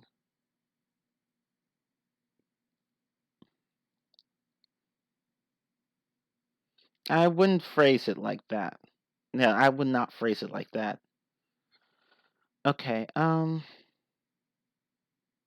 you're leaving? Okay, bye. Thanks for coming. Okay.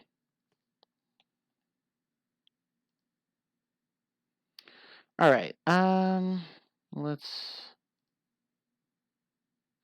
Okay. So, as you can see, with embedded questions, where questions that are here. Let me post this. Actually, so here.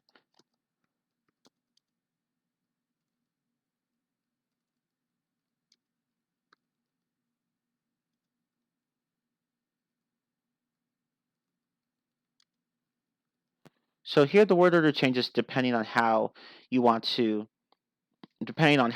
phrase the question. So in the first one you don't have an embedded question, but in the second one you have an embedded question because it's part of a subordinate clause. It's not the main part of the sentence. The main part of the sentence is can you tell me?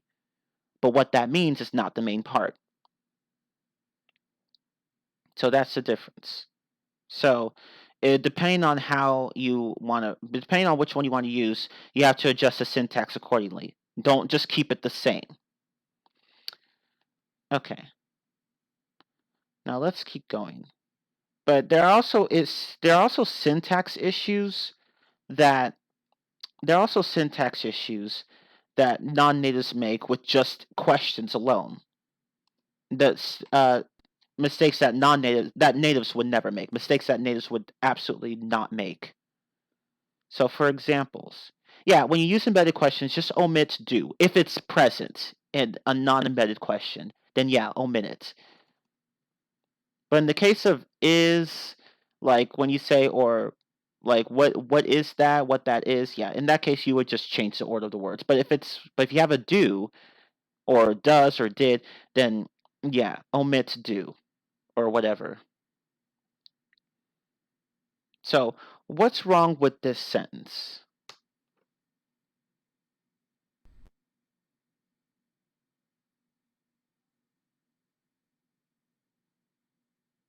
Yeah, exactly. It should be can I. When can I come to the lesson? Not when I can come to the lesson. Mm-mm. Now, in that case, it could work, but only if you're quoting what someone already said. So, like, if somebody says, "I'll tell you when you can come to the lesson," and you're telling me when and then you respond, "When I can come to the lesson?" Yes, when you can come to the lesson. In that case, it's fine because it's not actually a question; it's just an indirect quotation. So, in that case, it's fine. But but in the question itself, when you have a question that's not quoted or indirect or whatever, or that's not embedded, you need to keep the verb.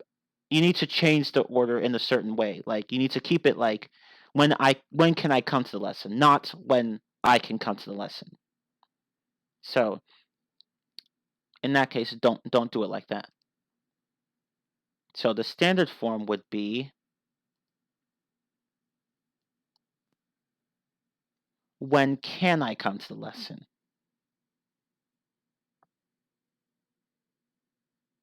Okay, so let's go to the next example. And after this, we have just one more issue to talk about, and then that'll be it.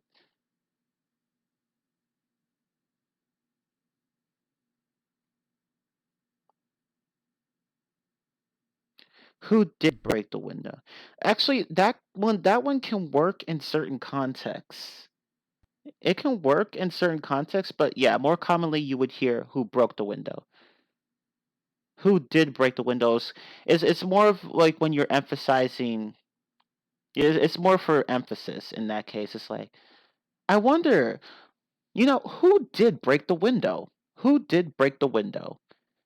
Rather than who broke the window. Like the meaning there is slightly different, but normally you just say who broke the window.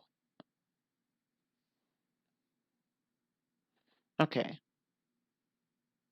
Oh, you have to go? Aw, well, thank you. Some of you have made really good comments and observations. Thank you for making those, including you, the more you know.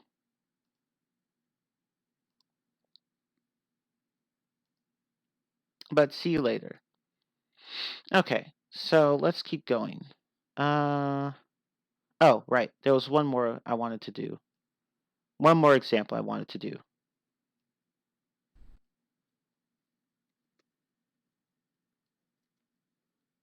Oh, what am I doing? What is wrong with that sentence?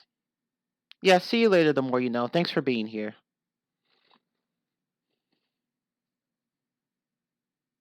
Yeah, exactly. How does he do that? Not how he does that. How does he do that? Or how does he, like, well, I get what you guys are saying. You're all basically saying the same thing. How does he do that? Now this one, I have heard even advanced speakers make this mistake, but only occasionally. It's much more frequent among relatively inexperienced language learners of English. Learners of English. Um, but yeah, it should be how does he do that? Because again, you have a question. Yeah, I'll post all the points after. Yeah, don't worry. I'll post all the points after. Like that. That's what I did last time. I posted a recap of everything. For the mistakes that natives make. So here I'll just post all the points that for the mistakes that non-natives make. I'll post them in a bit. Like I'll post them here in the classes chat. Okay, so now number 10. Okay, number 10. This one is, out of all of these, this is probably the biggest one. Yeah, TY means thank you. Yeah, I post all that later. And I'll answer that question later. Hold on to that question. Hold on to that question, Skycy. Okay, what was I thinking? Oh yeah, right. Number 10.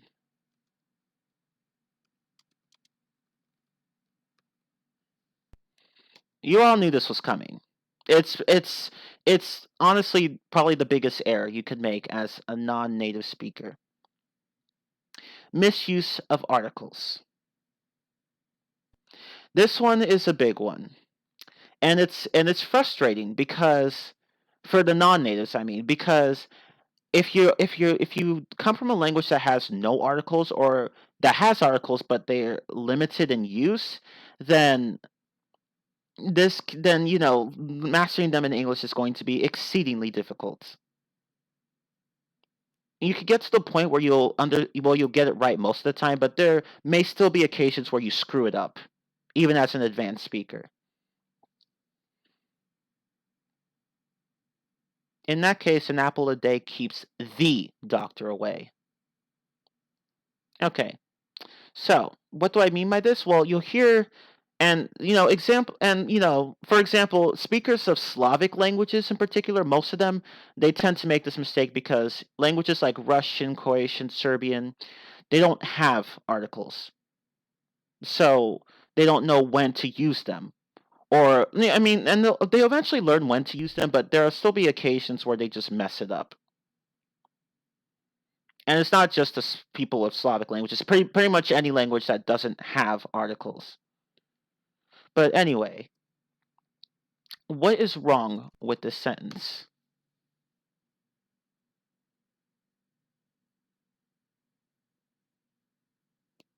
Yeah, exactly. It should be the nearest store. or to the nearest, yeah, or yeah, yeah, exactly. You all get it. It should be I will take you to the nearest store. That's the standard form. You need to put an article in there.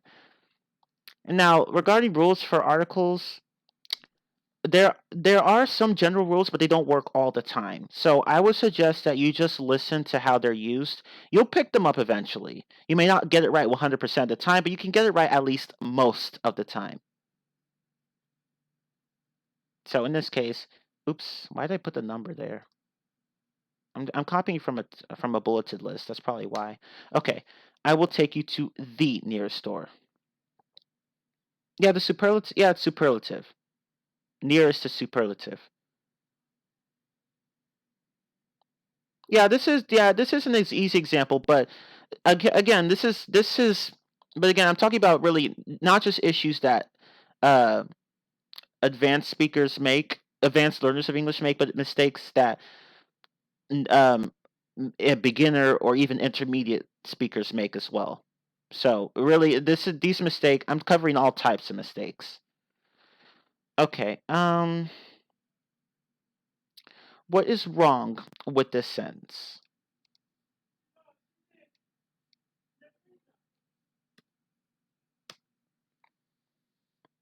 Oh, I honestly don't know how "the" is supposed to be pronounced. I don't know how it's supposed to be pronounced. With regard to words, I never learned that rule. Yeah, exactly. It shouldn't be "the." Don't put the in there. Like in most contexts, you would just say this. I am trying to lose weight. Not I am trying to lose the weight. Unless you're talking about some amounts of weights in particular, but normally we just refer to weight in a general sense. So in a general sense, don't put the article in there.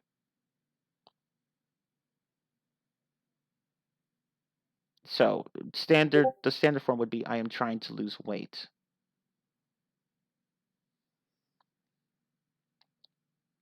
Okay. So regarding articles in general, use them when when you're talking about specific or particular things. Don't use them when you're talking about things in general. It really depends. Again, there are no hard, fast rules. Like there are no rules that will work 100%, I should say. It's just something that you'll have to get used to over time.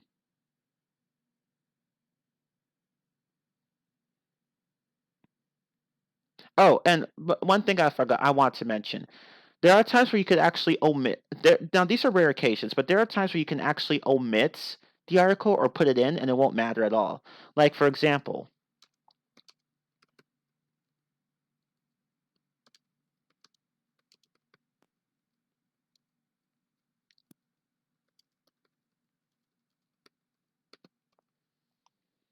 so you could say I play guitar or I play the guitar. In this case, both actually work, and you're likely to hear both from natives. So this is one of those rare cases where putting in an article isn't actually wrong, and neither is taking it out. It doesn't matter which one you use.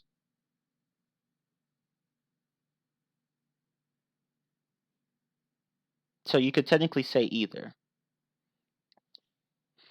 So again, articles. Again, there are no 100. There are no rules that are going to work 100%. Sadly, there just isn't.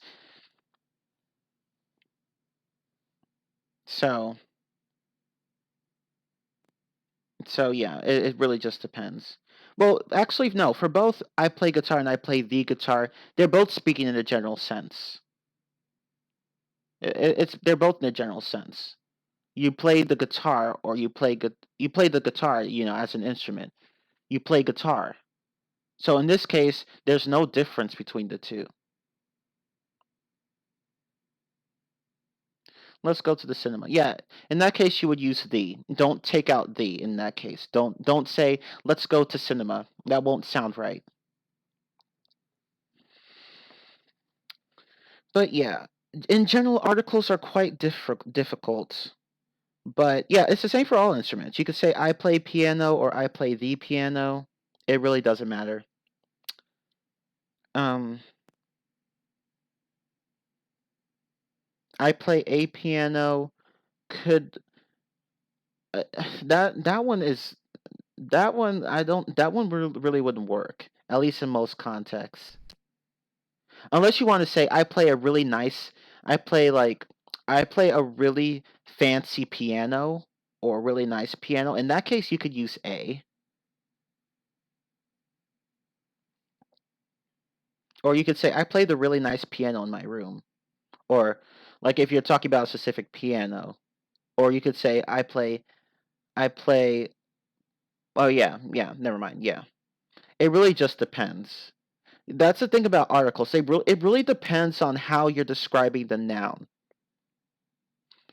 I mean, and like generally you use articles when you're talking about particular things and not when you're talking about general things, but there are cases where that can change. Because again, there are no rules that will work for you 100%. And this is especially difficult for people whose languages don't really make a distinction between countable and uncountable nouns. So if your language doesn't have that in particular, articles in particular are really going to be hard for you. So, and here, let me type that down. Countable versus uncountable nouns. If you don't have that concept in your language, then the articles might very well cause you a lot of trouble. Okay. But yeah, basically just be careful with how you use articles. The best way to learn them is to just copy what the natives do. Just copy what they do. Eventually you'll get the sense of when to use them. It may not be perfect. It might be perfect. Who knows? I don't know. But you can at least get to the point where you'll get it right most of the time.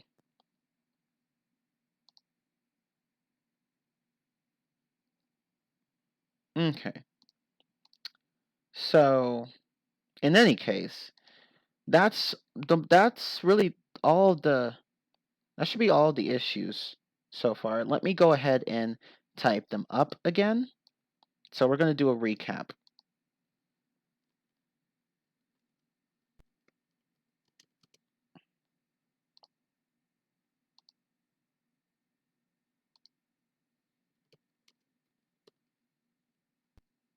Oh, you use articles in Arabic? Okay, cool.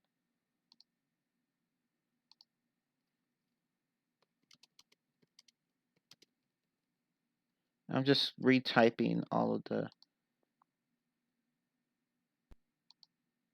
examples here.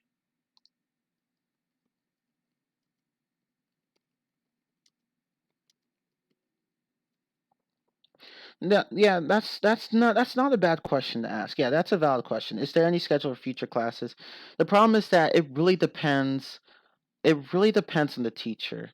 There really isn't a schedule around here. Teachers basically teach whenever they can, whenever they want. So you just have to look out.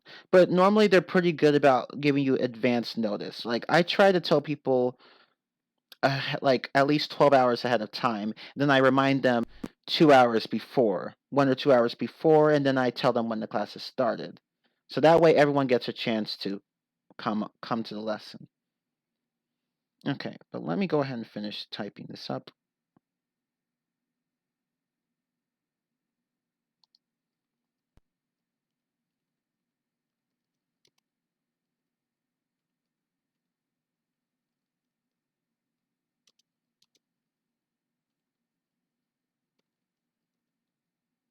Oh, thank you very much, Sky C. See you later.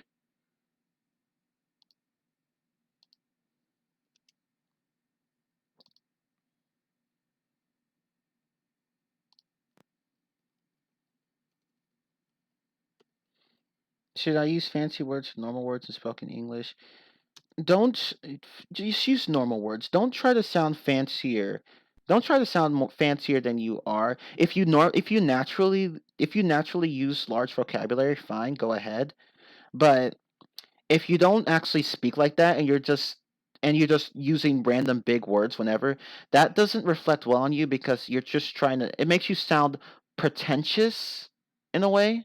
So avoid doing that. Like whether you're speaking or writing, avoid doing that. If you're writing, it just makes it look like you just came across a thesaurus and then just randomly put whatever words you found in there. And in speaking, it's pretty much a similar thing. It's like, oh, I learned this new word. Now I'm going to use it as many times as I want. No, there's nothing wrong with wanting to vary your vocabulary. Sometimes you want. There's something wrong with using a few, sophisticated words every now and then, but don't overdo it.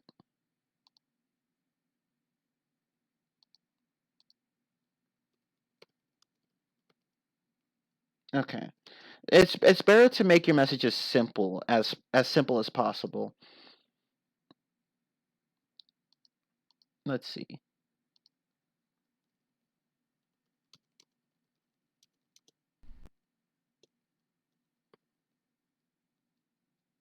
Okay.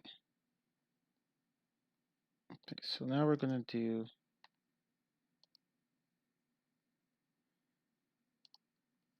Let me just type this up. There we go.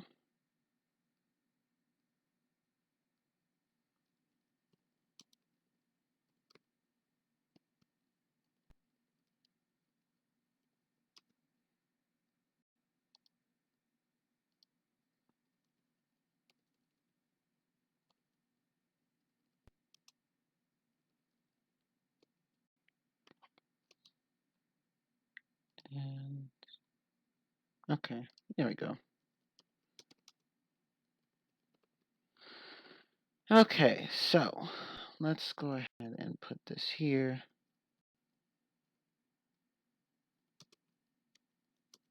Hey, teacher, can I ask you a question? Yes. It's about articles. So I have this sentence. He showed his resentment in an expression of anger. Or should it be, he showed his resentment in the expression of anger?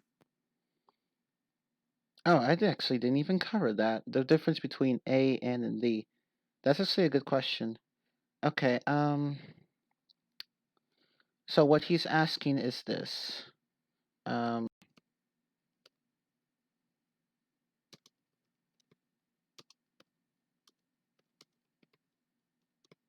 Actually, I'm not. I'm probably not copying the exact example, but that's okay. Okay, so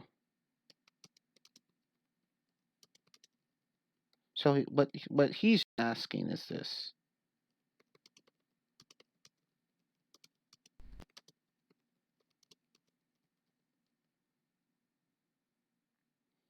Which one do you guys think is the correct one? Before I answer this, which one? Oops, I messed that up. Okay. So, which one do you guys think is the correct one? The first one or the second one? The only difference is an article. Okay, so we have a split vote here. Some people say second, some people say first. In this case, it would technically be the first one because here we're talking about anger in general, an expression of anger.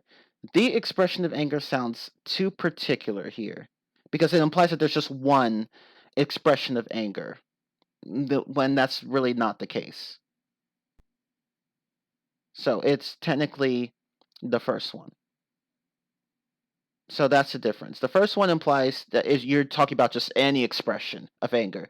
The second one implies that you're talking about the specific expression of anger, which doesn't make any sense here. So that's the difference. If that answers your question.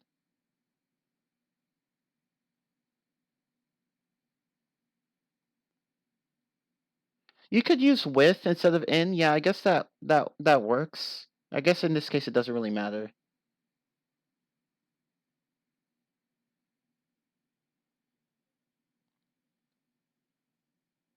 Okay. All right. So now let's go ahead. But yeah, with a, n, and the, a and n and here, let me type this down. is a general rule, so I'm not going to say that holds up every time. You use this for countable. I should really use the word countable here. Use this for countable here.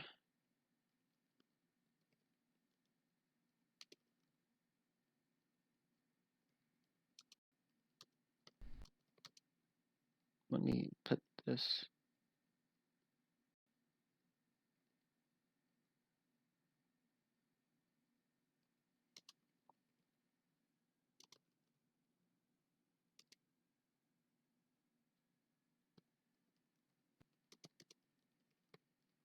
Okay, so with a and then, with a and, use this for unspecific countable things. So a school, a book, a window, or like I bought a phone, or stuff like that. With the, use this for specific things, and it doesn't really matter if they're countable or uncountable, because you could say the book, the reason, or um, the love between two people, or stuff like that. So it could be countable or uncountable. So, but again, it really depends on the context. But with a and, that works with countable things only. Do not use it for uncountable things. So you can't say something like, I'm trying to think of an example. So you can't say something like,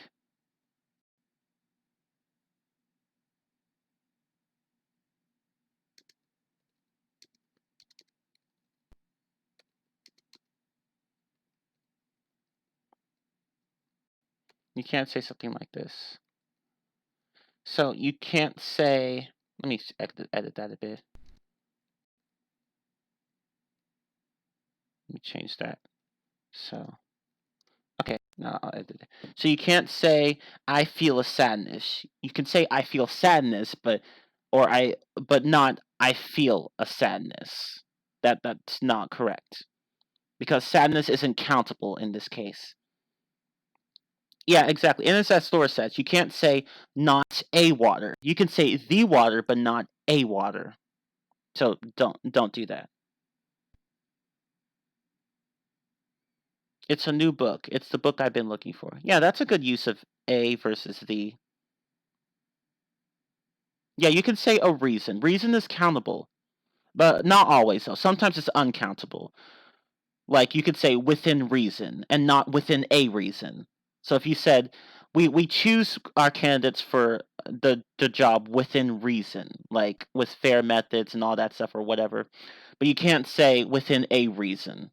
So reason, whether or not reason is countable depends on the context, and that's the case with a lot of nouns.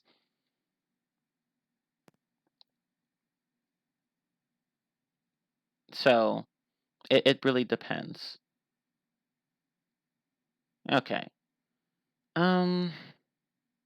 Yeah, you could use it if you want to differentiate between types of accountable stuff. So like with adjectives, you have really four things to worry about. With adjectives, you have four attributes to worry about. For a noun, four attributes. You have to worry about if it's countable, or if it's uncountable, or if it's specific, or if it's general.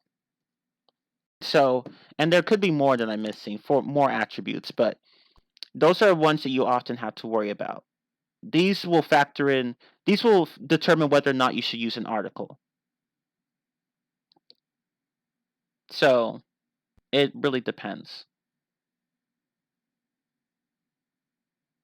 And the case with the, even though you can use the with countable and uncountable objects, there are times where you cannot put the in there, as I just showed you. So you could say,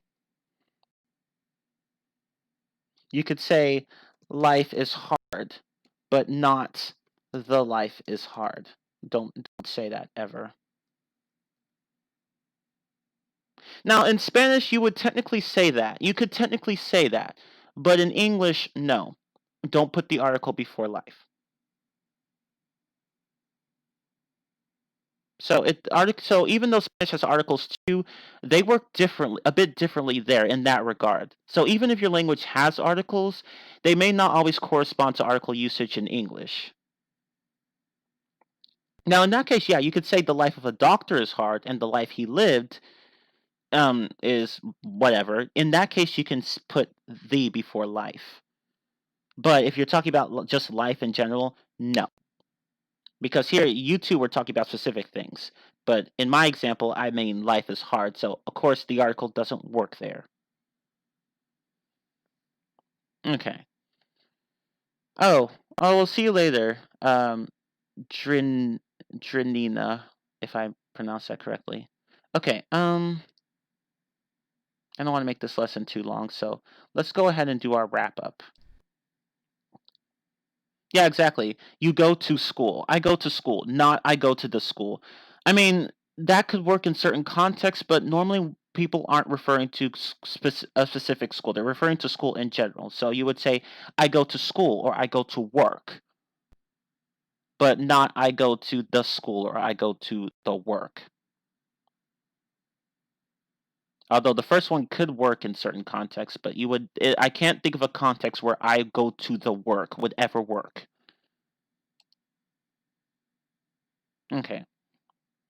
So, but yeah, basically just be careful with how you use articles. You'll get the hang of it eventually. Because some of you guys were able to tell the difference between the two.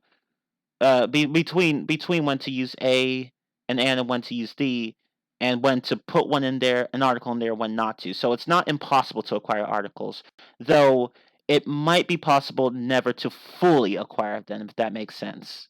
Mostly sure, but fully, it depends. Maybe, maybe not. But anyway, let's keep going. So here is our wrap up. 10 common violations of standard English. I'm sorry, I need to fix that. Committed, let me edit that. Committed by non-natives. So here's our list. Misuse of verbal aspect. So misusing the perfect aspect or the progressive aspect. Misuse of verb tenses. So using the present simple, where you should use the past simple or the future simple. It depends. Improper negated past tenses. So basically, with the adverb not. So like didn't. Let me say didn't, went.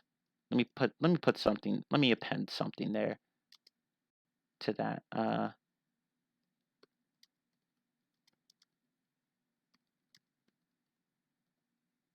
Okay.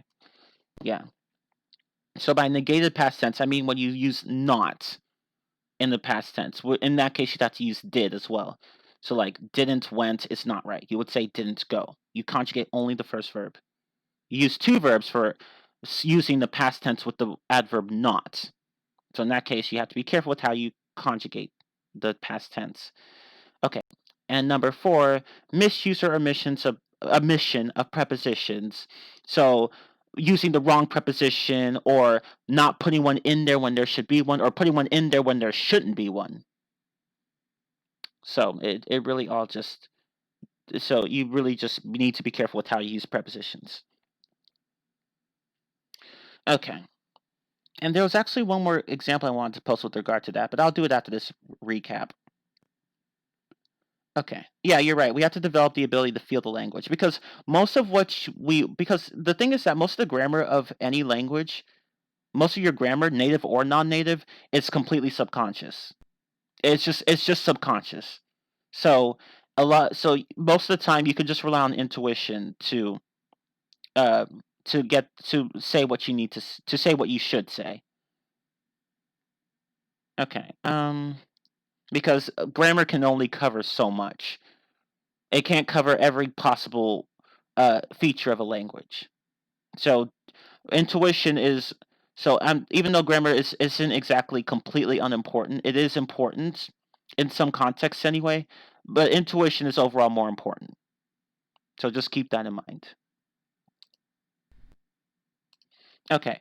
So now let's go ahead and, okay, right, improper adjective order. So we talked about that. Remember, don't say things like a white new car instead of a new white car, or don't say something like uh, um, a little ugly thing instead of an ugly little thing, and so on and so forth. So watch how you put the adjectives. Watch how you order the adjectives. Okay, and then we have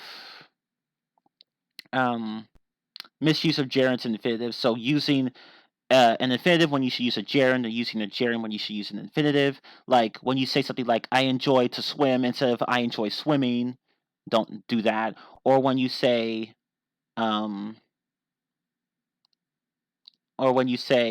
"We wanted landing." I mean, we wanted going in. We wanted going to the beach instead of we wanted to go to the beach. So be really careful with that.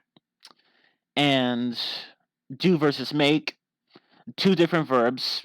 Just to, and I know again, some languages don't make this distinction because it's just one verb, but try to expose yourself to the different contexts of them, and you'll get when to use one and when not to use the other. Okay, improper capitalization.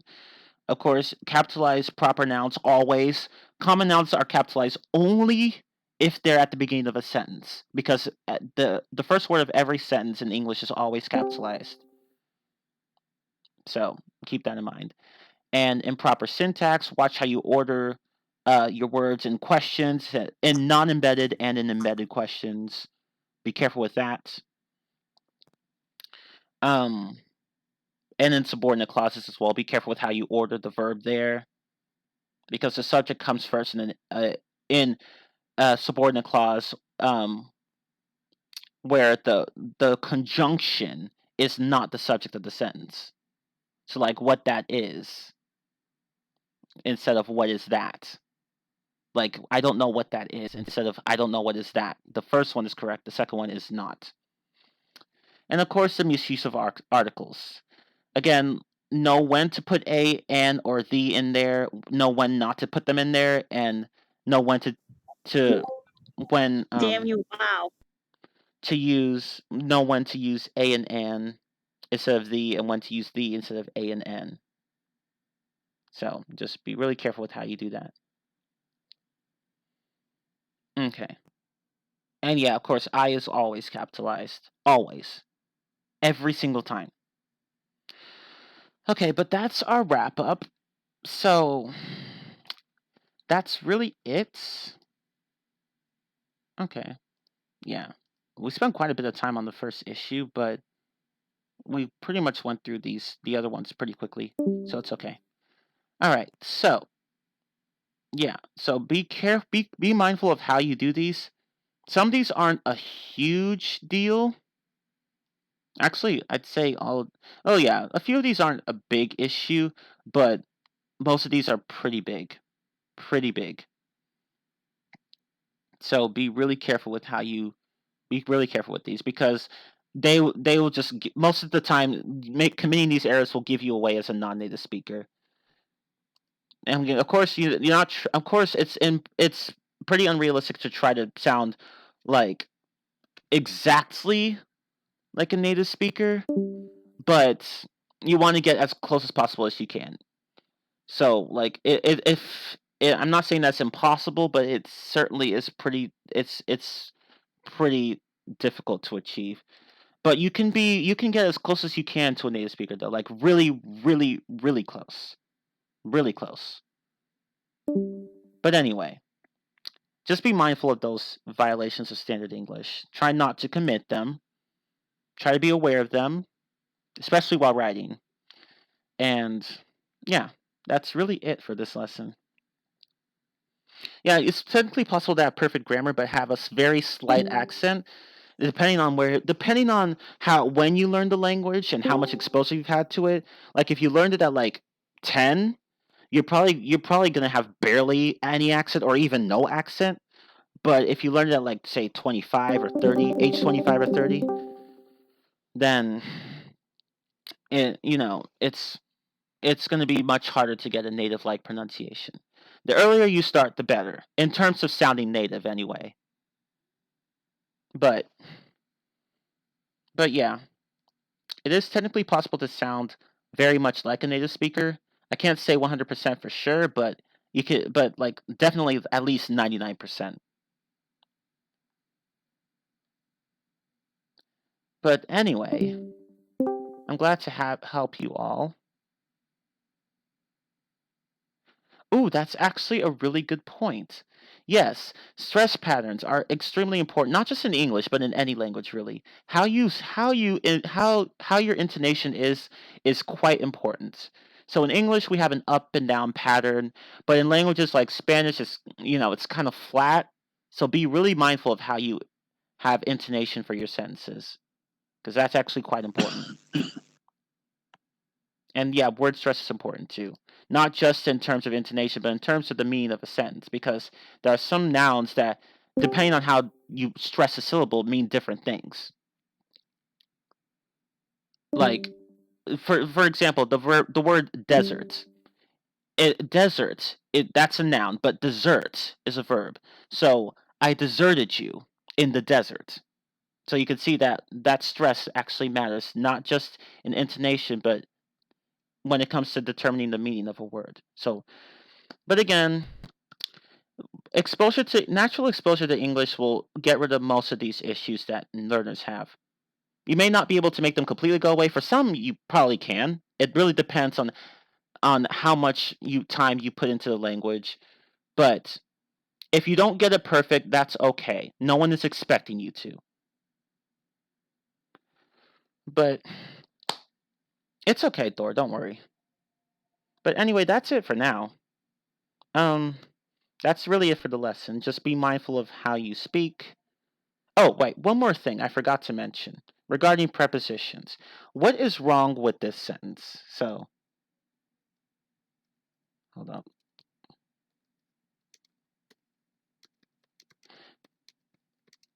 There's just one more example with regard to prepositions. I forgot to mention it.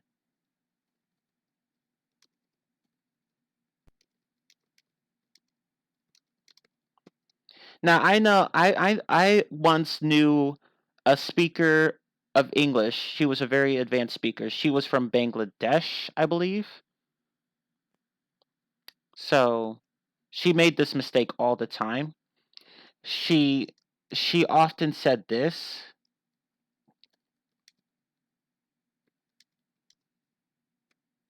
when she meant this.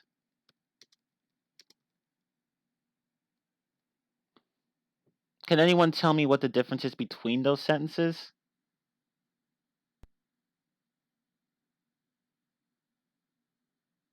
Because that's a pretty big difference.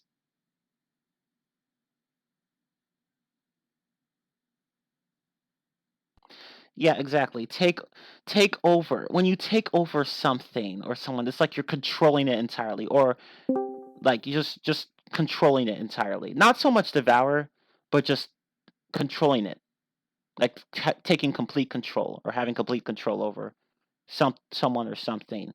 Like when you possess someone in fiction, like when ghosts possess people, something like that. But take over for someone is when you fill in for them or replace them or substitute them. Like you jump in to do what they were doing instead of, you do it in their place. But see, the girl I once knew, she made this mistake a lot. She kept saying, like when at work, she was a supervisor, so she kept saying things like "I'm going to take over you," when she meant "I'm going to take over for you." So when you So you have to be really careful with how you use prepositions. Of course, we all knew what she meant, but yeah, it just sounds really weird to say the other one. Okay, and one more. Sorry, one more I forgot to mention, and this is a pretty important one. What these are both correct, but what's the difference? These are both correct. I'll get back to you, and I'll get back at you.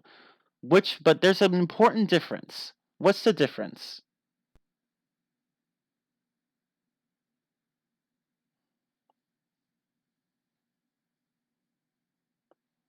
Because there's an important difference here. And this is something that someone might say. Well, some non-native might say. Not all, but some.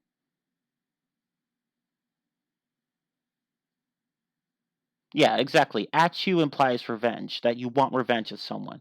That you want revenge against someone. Yeah, number one is more like I'll answer you, like I'll get back to you. Like if you ask me a question, I don't know the answer, I'll return to you later. It implies that you're going to return to someone with an answer or something like that. But at you implies revenge. So be really careful with how you use prepositions because changing it or even including it or omitting it can change the entire meaning of a sentence. So be careful about that. Oh, did we talk about this in the previous lesson? I don't remember. If we did, my bad. I honestly didn't remember. Okay. But anyway.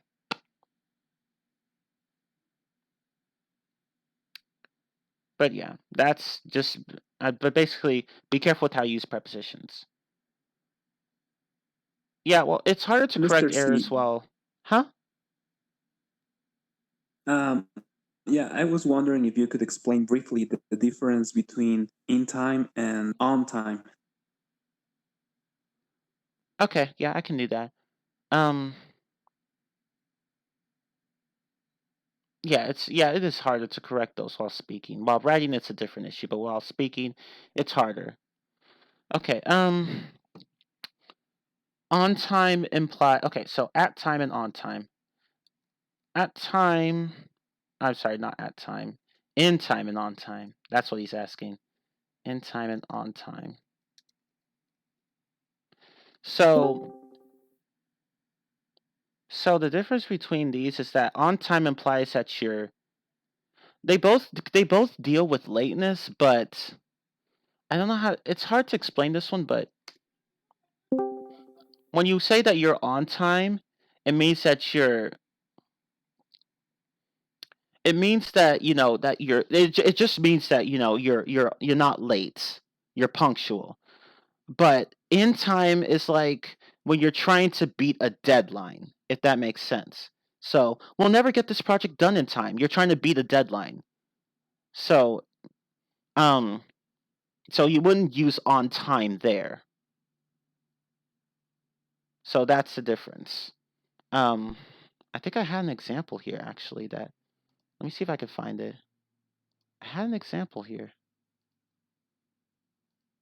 Um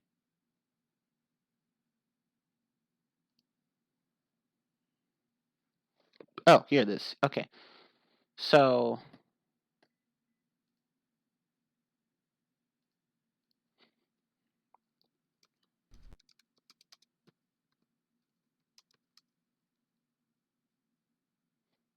this one versus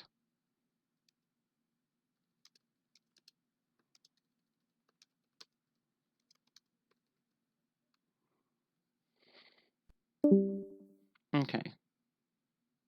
And after this, I really do have to end the lesson because I don't want to make it too long. Okay.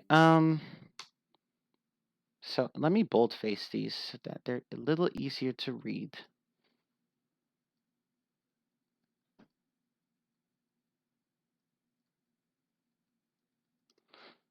Okay, so in this case, in time implies that you're trying to beat a deadline. On time implies that you just want to, that you're just punctual, you're not late. So, yeah, exactly. On time, on the accurate time. I'll be there on time, like 3 p.m. sharp. In time before. Yeah, exactly. So that's really the difference between in time and on time. So you can't say we're just on time to catch the train. It has to be in time because you're implying that you're beating the deadline. But here it says we have to pay our bills on time, not we have to pay our bills in time.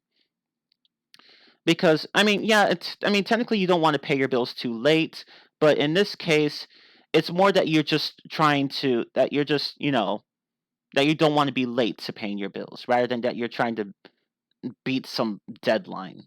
Because you are, but it's more about not being late, if that makes sense. I know it's kind of hard to explain, but you just have to look at them in context and you'll eventually get the difference.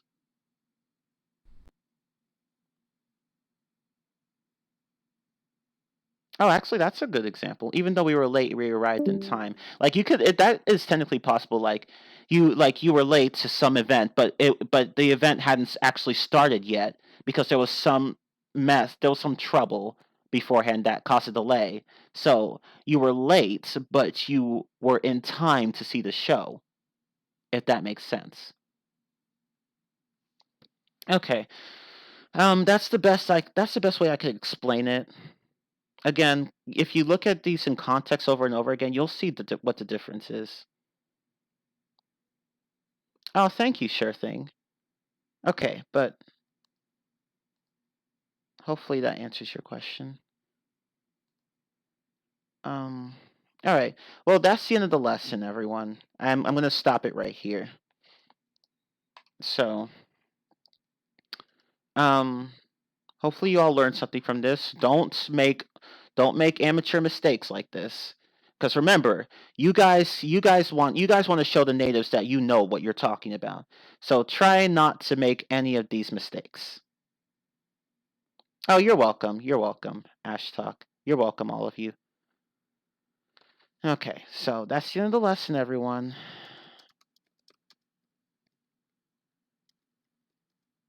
Oops. Okay. So, that's it for now. Thank you all so much for watching, and I'm going to stop the recording.